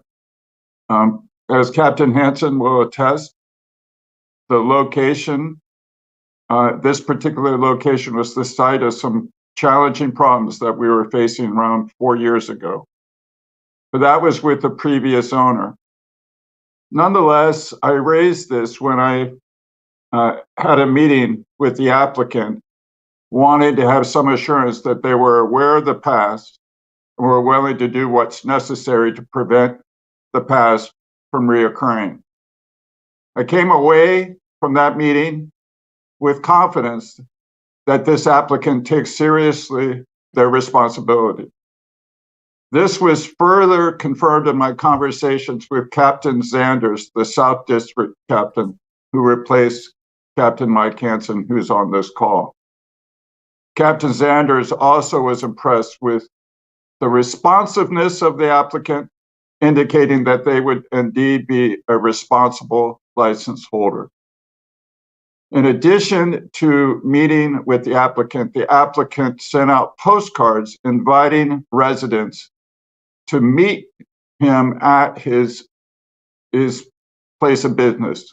I'm not sure if anyone took the time to do so. I couldn't attend, but Captain Zanders did, and he came away with that, again, reassured. He did request that no trespassing signs be posted. I have not seen whether or not what those signs actually say, but I'm told that they were put up. I would hope that in addition to no trespassing, that there could be signage along the lines of no open containers and no loitering. The reason why I bring this up is that though they're in the Bay Creek neighborhood, there was not like a consensus and mounting opposition, consistent opposition to this. There was concern that a trend could take place that could bring us back to the problems of the past. And so while there are a number of different issues, and you've seen some of the other emails and public comments, some of them were about the proximity to the rehab facility next door, about the fact that a grocery store across the street already sells alcohol. Why should we allow a gas station nearby to do so as well? But of all the different concerns, it seems to me that this one about taking extra steps to make sure that the bad times of the past don't somehow resurface. Now, I don't really understand your business all that well. I don't know if in a condition of approval, you can require that the owner really have some kind of security plan, not hiring outdoor security. But he uses these 16 cameras and is well aware of the need to quickly address any potential violation where a patron is sticking around too long in their car, drinking beer, chatting it up with others. Perhaps that leads to folks who engage in other illegal activities like drug dealing. And soon then we have a hotspot that Captain Hansen can give further evidence was a serious, serious issue, involved a drive-by shooting and some other violent incidents. It was a serious, serious problem for our city, a serious, serious problem for South Madison. So I don't know if it's possible to put this in, add this as a condition of approval that the applicant would agree to remain in close communication with MPD and take extra steps to prevent loitering and on-site consumption of beer on his premises. But with all that said, I would encourage you to approve this application.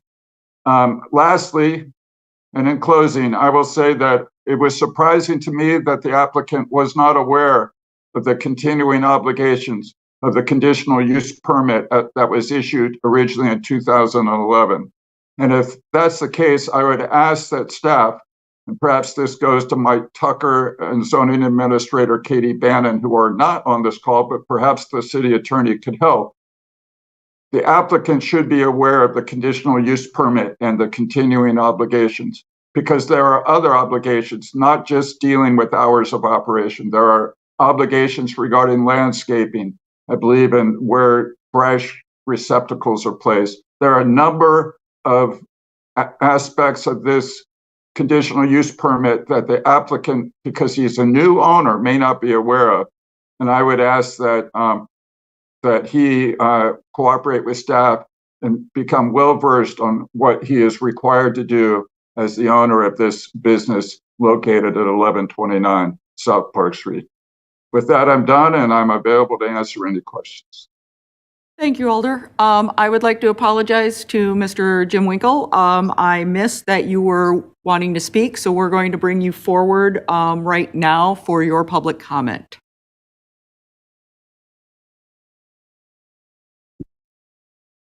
Thank you. Yeah, I just message tag about this too.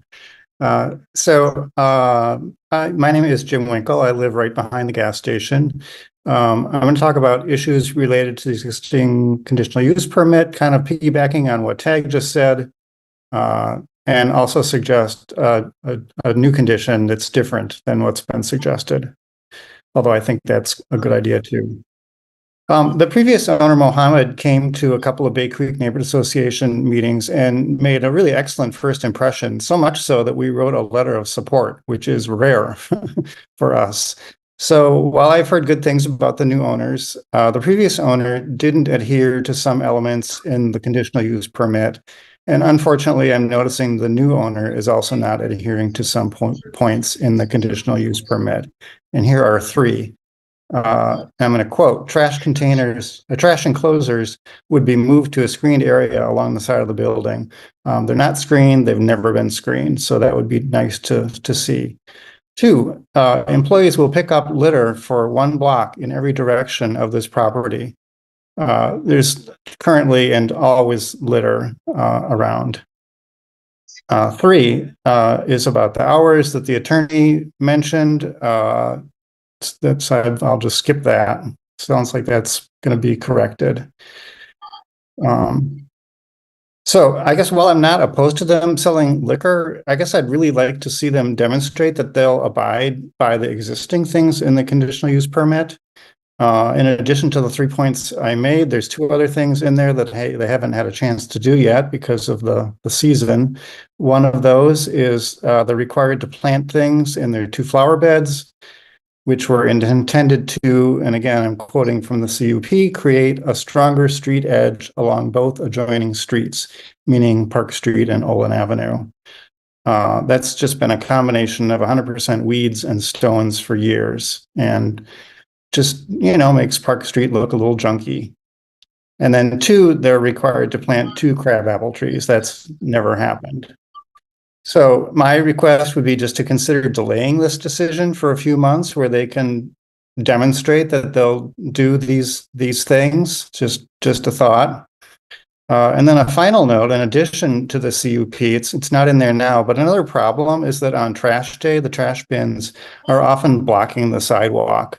They're all located between the 2 entry-exit driveways on Park Street, and which is not a lot of room there. And the bus stop there is well used, and it's hard to walk around things, especially, you got these 2 driveways, and especially when the bins end up laying across the sidewalk after they're emptied. We've all seen that.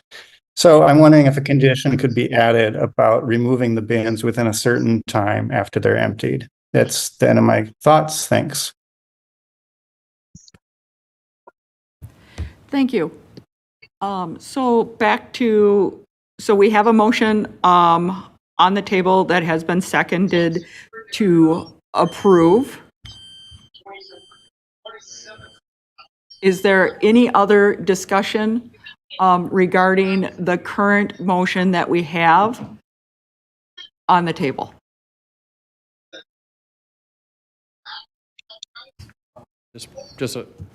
Is there any, I thought Jim read off a bunch of names. Were most of those not speaking then?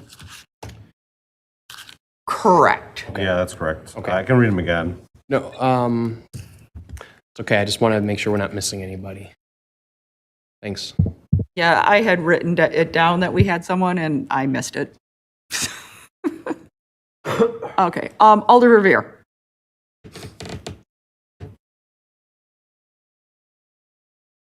Thank you, Chair. I was hoping to ask a question of the Alder of the district. Is that in order at this point? It is. Thank you.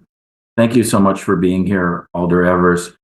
One somewhat standard condition we have in similarly situated applications, establishments, is a condition on relating to the size of containers in an attempt to reduce potential loitering and panhandling in and around these establishments.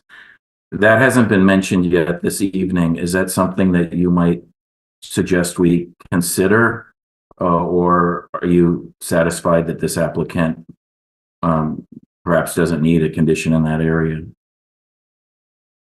Well, thank you, Alder Verveer, for your question. It's my understanding that the applicant does not intend to sell single serving of any size of beer.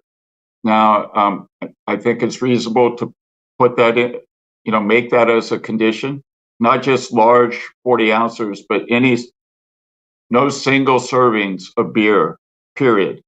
Not a single can of beer, a single bottle of beer, whether it's a small one or a large one. The owner has told me he is willing to agree not to do that. So if you wish to add that as a condition, I think that would be totally reasonable. That sounds good. Sometimes we go even further and say nothing less than a 6-pack, but are you recommending that we just do the single? I think it's fair. Again, excuse me, I'm sorry. I was just suggesting so that you are suggesting in your recommendation that 4-packs would be allowed. So it would just be that we would condition the license as prohibiting the sale of singles. Is that right? No, again, I don't know your business quite as well as you all do. I've never served on this committee, and I think it would indeed be reasonable to have nothing less than a 6-pack. That would tend to, confine business to people who are looking to buy a 6-pack or a 12-pack and go on home, as opposed to the convenience of a smaller quantity, which they could, either consume on the spot or share with friends and create some kind of disturbance with the neighborhood. Thank you. I appreciate that. And also thank you for your written testimony. As you know, in the last paragraph of your written statement for us today, you suggest in writing, 2 conditions, one relating to the hours and one related to regular monitoring. Is the language that you would suggest we add as a condition tonight, perhaps verbatim in that email that you sent today, or would you like to assist us in formulating that exact language? If the committee, in their wisdom, and the city attorney accepts that language as being reasonable, sure. If there is a better way of phrasing it, a more elegant and more direct way of phrasing it, I'd be amenable to that as well. I think the point is that is there a way to assure some kind of vigilance and scrutiny on the part of the owner with respect to on-site consumption and loitering, which I understand are already illegal, but I do think that some kind of recognition of this, what I would say, primary concern of the neighborhood. Not that there aren't other concerns. One resident is concerned that heavy delivery trucks, going on side streets, and I'll have to find out who on city staff can help me with that, because I don't think that that's necessarily within the purview of ALRC. I would like to see delivery trucks not use Emerson or Lowell or shortcuts from Lakeside over to Olin, but to take the connector streets, take the arterial streets, and avoid the side streets. I think that's irresponsible. If the owner can agree to direct all delivery trucks to the main arteries and main connector streets, I think that makes for a more peaceful neighborhood. I don't know if you can add that as a condition, but I think it's reasonable. Yeah, thank you. If I might, and this is not a direct question, maybe more commentary, but very quickly, I appreciate that you are planning yourself and/or asking the Office of the City Attorney to forward the list of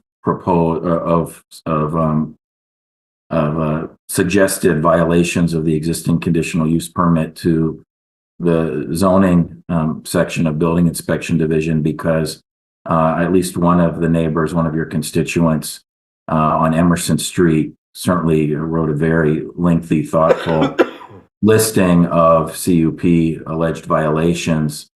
And as I was going through those, many of them are typically not something that we, in the normal course of our conditions, deal with, including, the issue relating to what would more be the traffic engineer and police department relating to traffic is a good example. And just in closing here, so I think it's great that zoning get on these alleged violations immediately. But then just one last thing, if I could, and I try not to speak again, and that is for the applicant, one of the allegations made that could be addressed immediately tonight, assuming that if possible, is the allegation that there are one or more flashing neon signs in the windows of the convenience store gas station. Flashing neon signs in Madison are strictly prohibited under our sign code, and simply changing the switch to a solid sign instead of it flashing is something that could be addressed immediately. Thanks for your indulgence, Chair, while I made some comments that weren't just questions. Thank you. So before Alder Knox, I just have a comment on some of the conditions that we were talking about. I would like to see us not limit it to 6 packs of beer. A lot of craft beer now comes in 4 packs because of the size and the ABV of the beer and the expense. So that limits a whole market section out of beer. Alder Knox.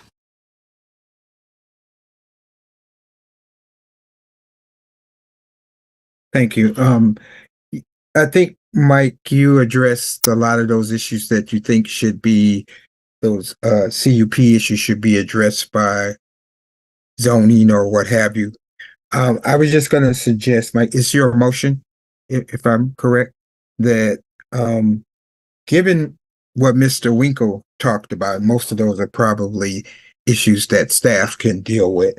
I was just gonna suggest, Mike, if you felt inclined to amend your motion to cover anything that would help mitigate some of those, I call them neighbor irritants, to the person next door. I didn't know if you were thinking of something that would be appropriate as a condition, or do you think most of the issues he raised may be addressed by staff just following up, on those conditions? So, But, just, mhm.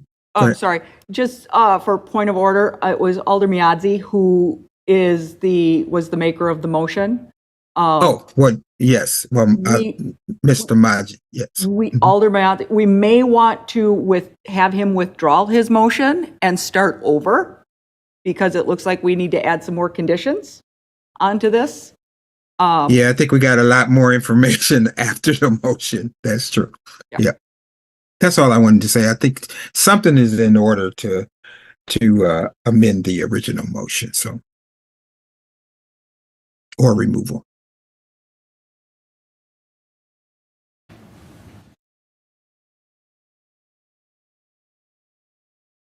I'm willing to withdraw my motion in order for us to get it exactly right and add what needs to be added. Thank you.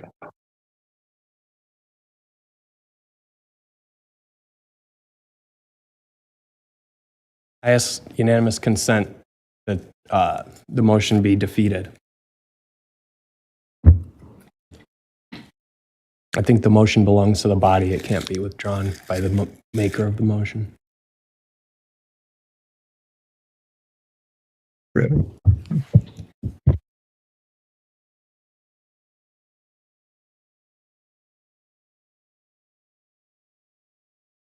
I'm just going to say the motion is disposed of. So we have no motion on the floor. We're still in discussion.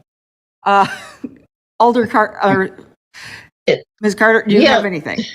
Yeah, well, I have You've had your hand up for a little while. Yes, I did. Hopefully I can remember what I had. I will say that I think it's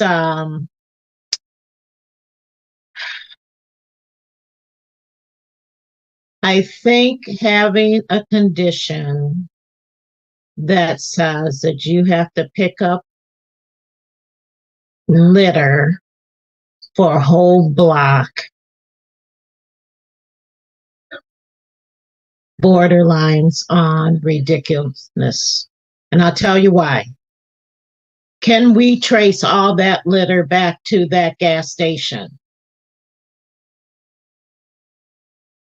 Or are we having them pick up litter from everybody else? And we can't trace that litter back to that gas station specifically. Now, they do need to pick it up in front and on side, because I believe they're on a corner, so they have two sides. But going around the whole block, it just doesn't make any sense to me. So if that's in the condition, then I will not be supporting this. When I heard crabapple tree, someone come over to my house and pick up those crab apples, because they go everywhere. Mm-hmm. And if you want to see a big mess, let them plant those crabapple trees. I'll send you a picture this summer. It's just disgusting. I didn't realize they made such a mess when we planted them. So, but that's on you guys if you want the crabapple trees. I think that my sticking point is going to be picking up litter around a whole block, and that's not a small block either. I just think it's ridiculous when we put that kind of condition on. There's so many other things that are so much more important. Thank you.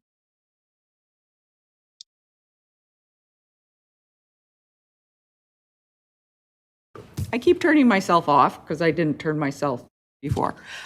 So I would just like to say that any conditions that we put on this license, I would like to see within and only within the purview of the Alcohol License Review Committee. Yes. Alder,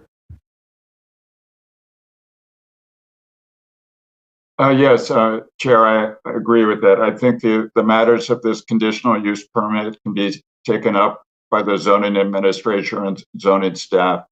They're not particularly germane. I do not support postponing this until those, items get resolved. I do think that the primary concern about taking concrete steps to make sure that none of the problems of the past return, meaning that we're addressing the possibility, and Captain Hansen, I think, is better positioned to address this. Somehow or another coming up, having a stated policy on the part of the applicant to proactively address concerns in the community about open, on-site consumption and loitering.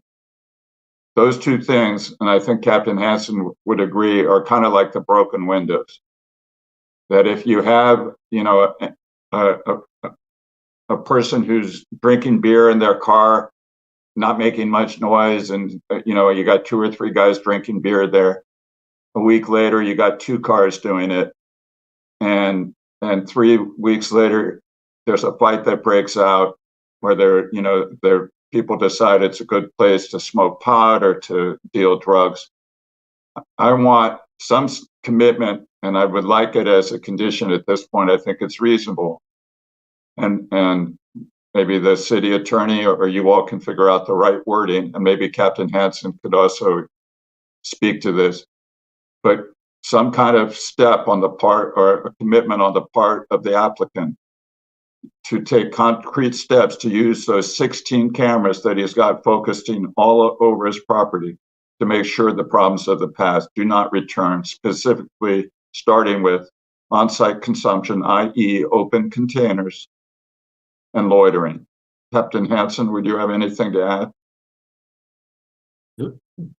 I'm encouraged to hear that the new ownership is very responsive, so that gives us hope. But prior to this ownership, we had constant fires or constant issues, and a fight would be tame in comparison to what we had. We had drive-by shootings consistently. Alder Evers and I worked with the neighborhood on hours restrictions, and we just saw a lot of violence, and to include during the daytime drive-by shootings. The last thing that this neighborhood and this district needs is to revert back to the violence that it was. So the cameras are one thing, and that's more reactive.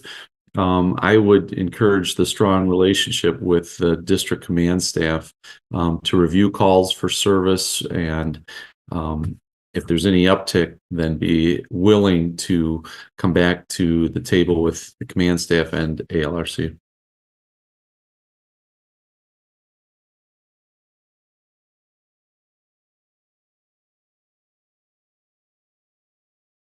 any other discussion, or is someone ready to make a motion? Mr. Burshak. Yeah, I'm having a hard time seeing what kind of condition would we put on there? The applicant shall not allow consumption in cars. I mean, that's already illegal. So there's already should be a mechanism for the city to enforce that prohibition. I know there are standard conditions for gas stations, standard conditions related to 4-pack, 6-pack sizes. That makes sense to me, but I'm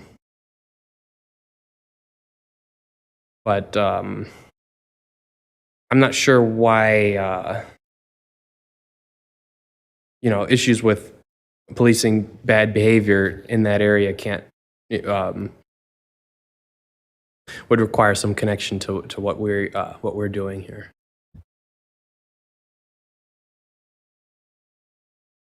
Alder Knox.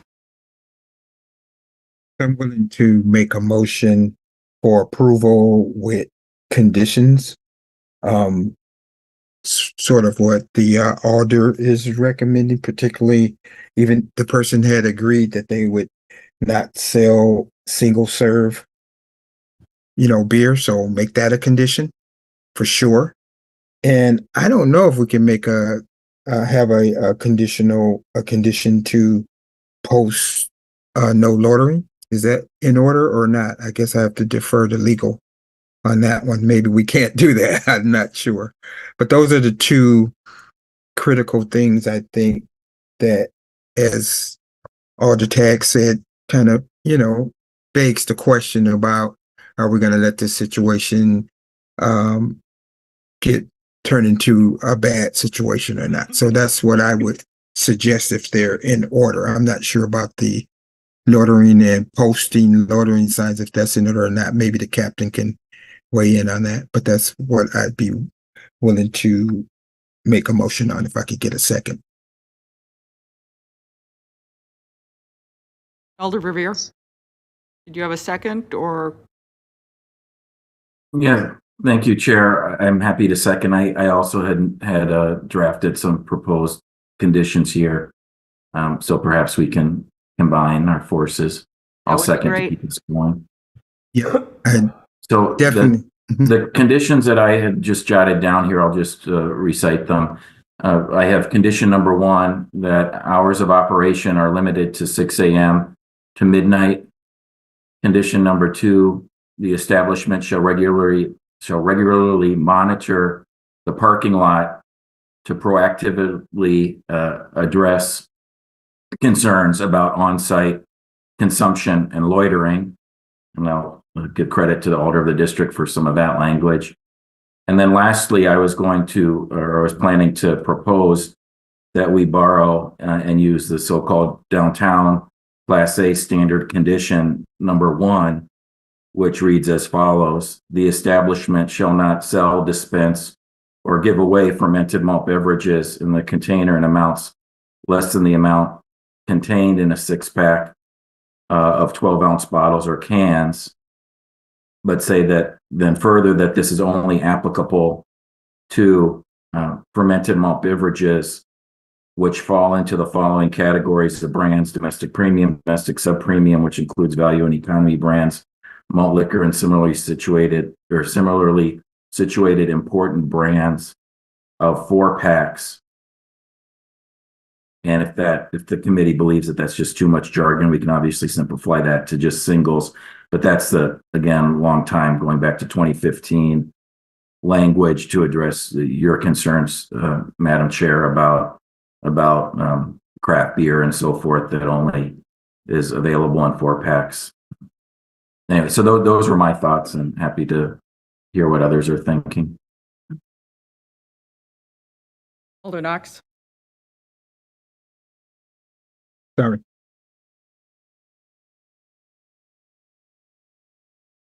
As the maker of the motion, do you accept Alder Revere's changes as friendly? Definitely, yes. Alder Yes, I do. Miadze.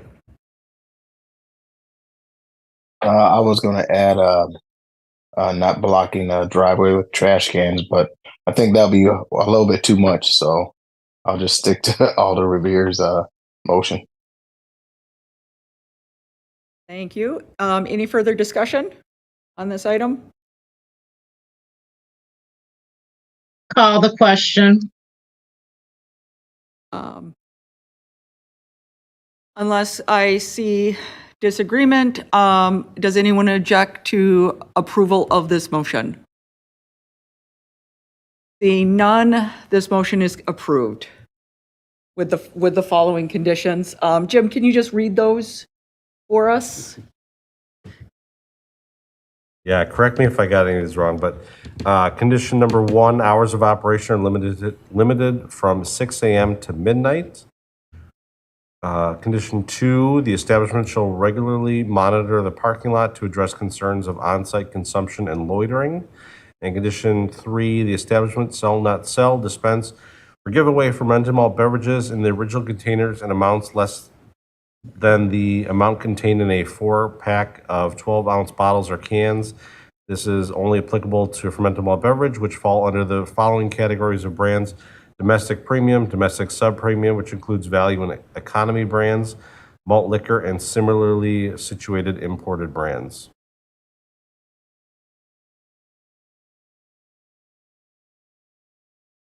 That sounds accurate to me. Okay. Thank you and congratulations. Thanks. Tag, did you have a question before we? No question. Just want to say thanks to this committee and its members for your service to our community and addressing the concerns of residents in Bay Creek and District 13. Thank you very much. Thank you. Okay, and we're back to number 4, change of license conditions for McTaggart's. I guess we will start with Attorney McReynolds. You're back on camera, so I figure you're ready to go. Yeah, so I had Jim send out my proposed language, although, the 15% was just sort of my taking from Alder Verve Beer and the applicant and some, seeing that other, that some of the brands do 10%, but that's something that, as a committee, you can change if you want. I mean, you could change any of this, obviously, if you want, but that's something to consider. And then even though I thought that, I don't think it's wrong to use the industry term, once it was written out, it was just too wordy. So I think that this language still meets that definition and need, but just without being unnecessarily wordy. And then, so hopefully you can all see it from Jim's email. Can I first get a motion to take it off the table? Oh, yeah, sorry. Sorry. Motion to take it off the table. And Second. Okay, we're official now.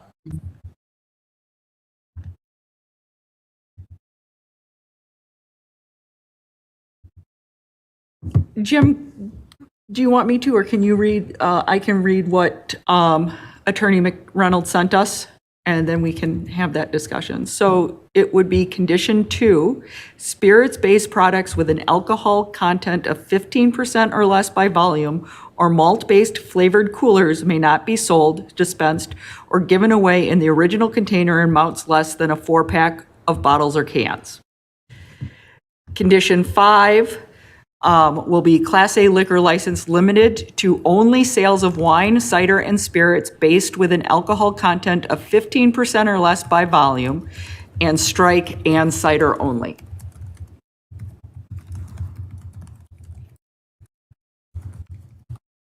Attorney McReynolds? I did want to ask if the applicant is still there.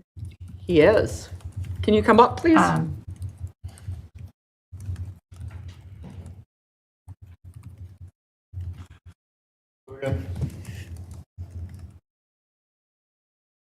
And he is up here now. Okay, great.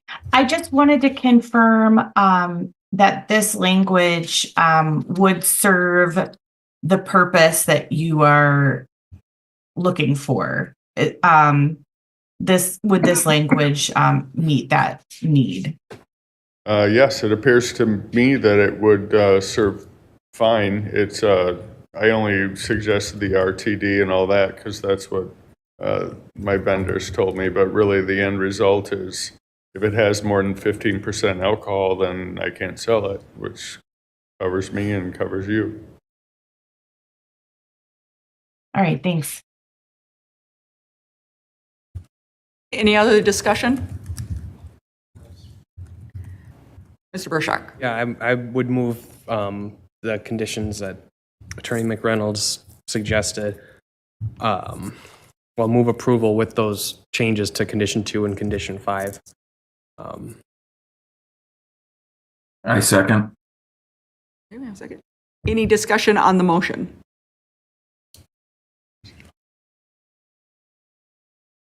Seeing none, any Alder Verveer? No. Thank you, Chair. I just wanted to very quickly thank Assistant City Attorney McReynolds for providing this legal advice quickly on the fly. It's helpful having the language in front of us that you're confident is appropriate. So thank you. My pleasure. Seeing no further discussion, seeing no objections, this item is approved. Congratulations. Thanks. Moving forward, item number 8, a public hearing for new license ENR Investment Incorporated doing business as Madison Pantry at 2022 Fordham Avenue with agent Mohammed Farouki. Jim, is there any registrants for this item?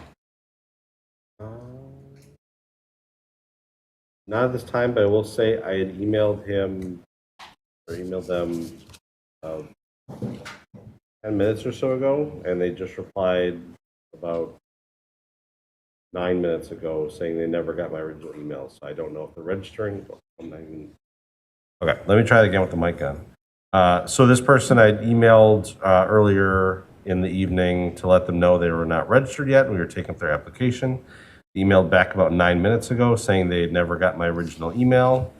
But it was sent to the same email. I don't know if they're currently registering for this meeting right now or not. I don't see them registered yet.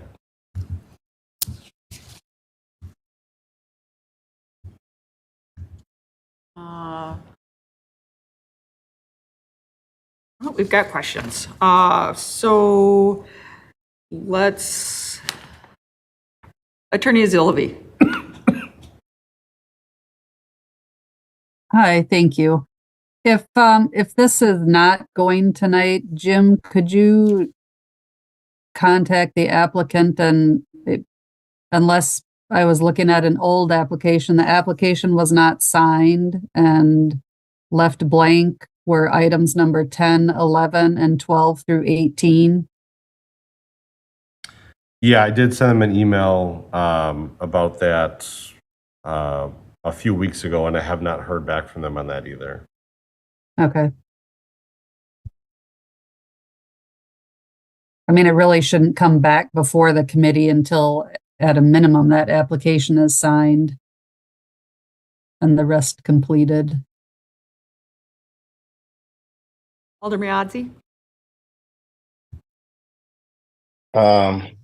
Can we refer this to the next meeting to give the applicant time to sign? And hopefully, Jim, you can go ahead and see if you can help them with the rest of the other items that need to be get done with.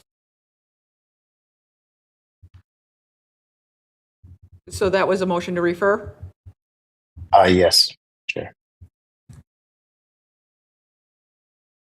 I'll second. Thank you, Alder Knox. Second by Alder Knox. Any objections to referral?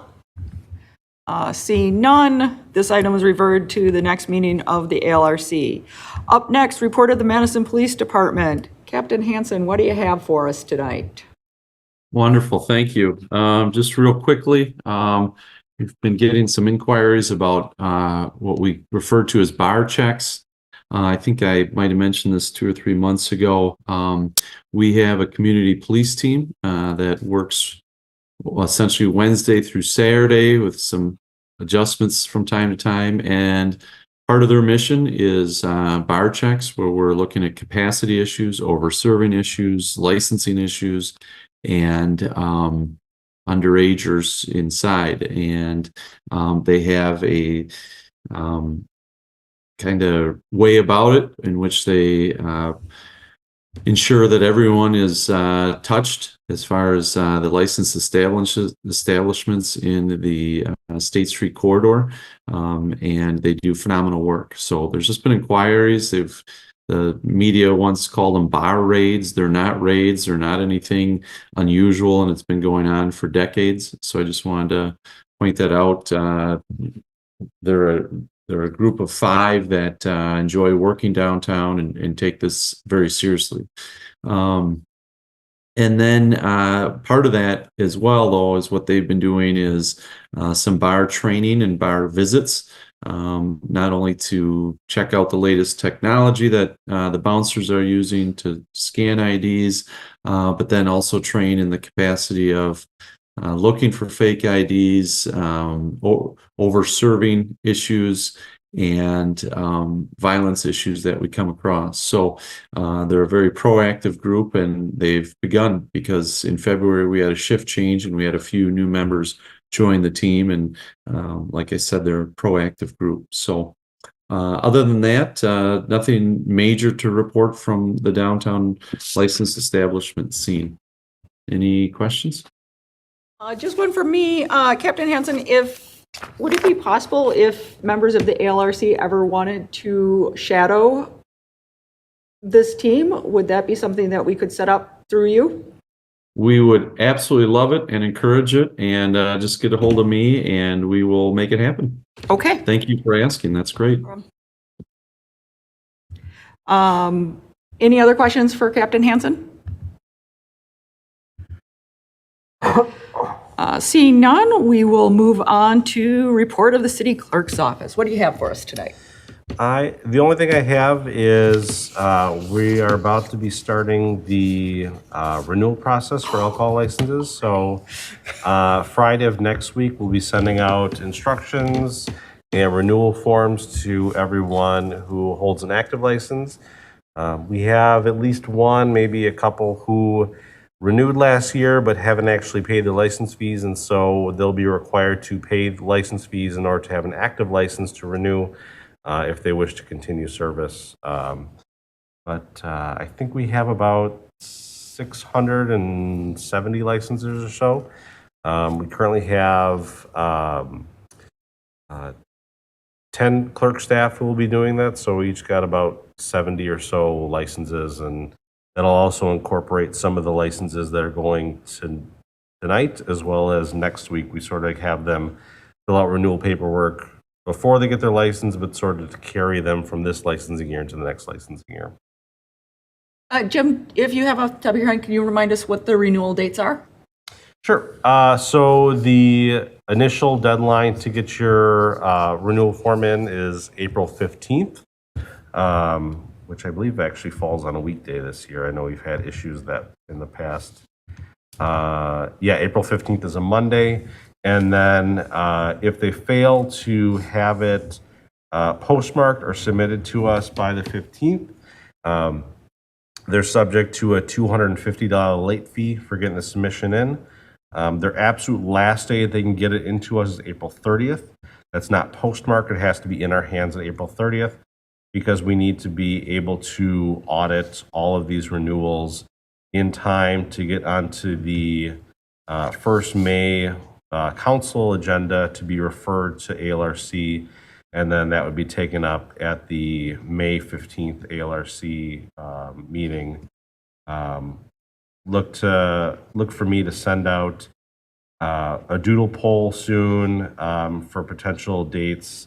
Those last 2 weeks of May, the 20th, the week of the 20th, the week of 27th, for potential days we can meet for any applicants or any licensees that we want to separate for consideration for the renewal forms. How many did we separate last year? I I don't remember. I think I was on vacation. think it was like 2 or 3. I think it was at a 0, 2 or 3. And we just handled them in our meeting. We didn't have, I don't think we had a special. Oh yeah, I think we had it inside the meeting too. Okay. Because it was, and prior, I think the year before that we had 0 separation. Okay. Any other questions for our clerk? Alder Biadzi. I don't know if this is for the clerk or a city attorney. I just had a point of clarification. The question is, if you wanted to withdraw a motion, what is the protocol for that? If you propose a motion? I'll defer to the city attorney's office. Thank you. Hi, Alder Biadzi. I have not had this come up before, but I did look up Robert's rules after this happened in this meeting. and rescind a motion is a motion that can be made in Robert's rules. That's all I know at this point. If you'd like me to look into it further, I certainly can. No. Your explanation was perfect. Thank you.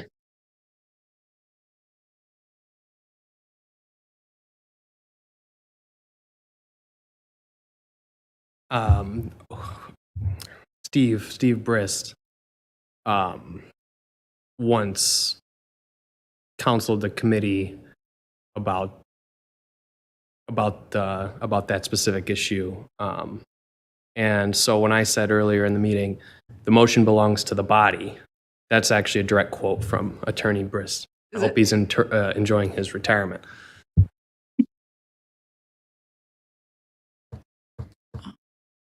Attorney McReynolds, did you have anything else? Sure. Yeah, I could look into it further and give everyone a refresher once I look into it more. Yeah, hopefully I can have something to you by the next meeting in case this kind of a thing comes up again. Yeah, let's just have a little discussion about it. Nothing big. We'll do it at the end. Alder Miadzi, anything else? Motion to adjourn. Mr. Burshak seconds it. Any objections? Seeing none, the meeting of the February 21st ALRC meeting is now adjourned at 8:04 p.m. Thank you, everyone. Have a good night.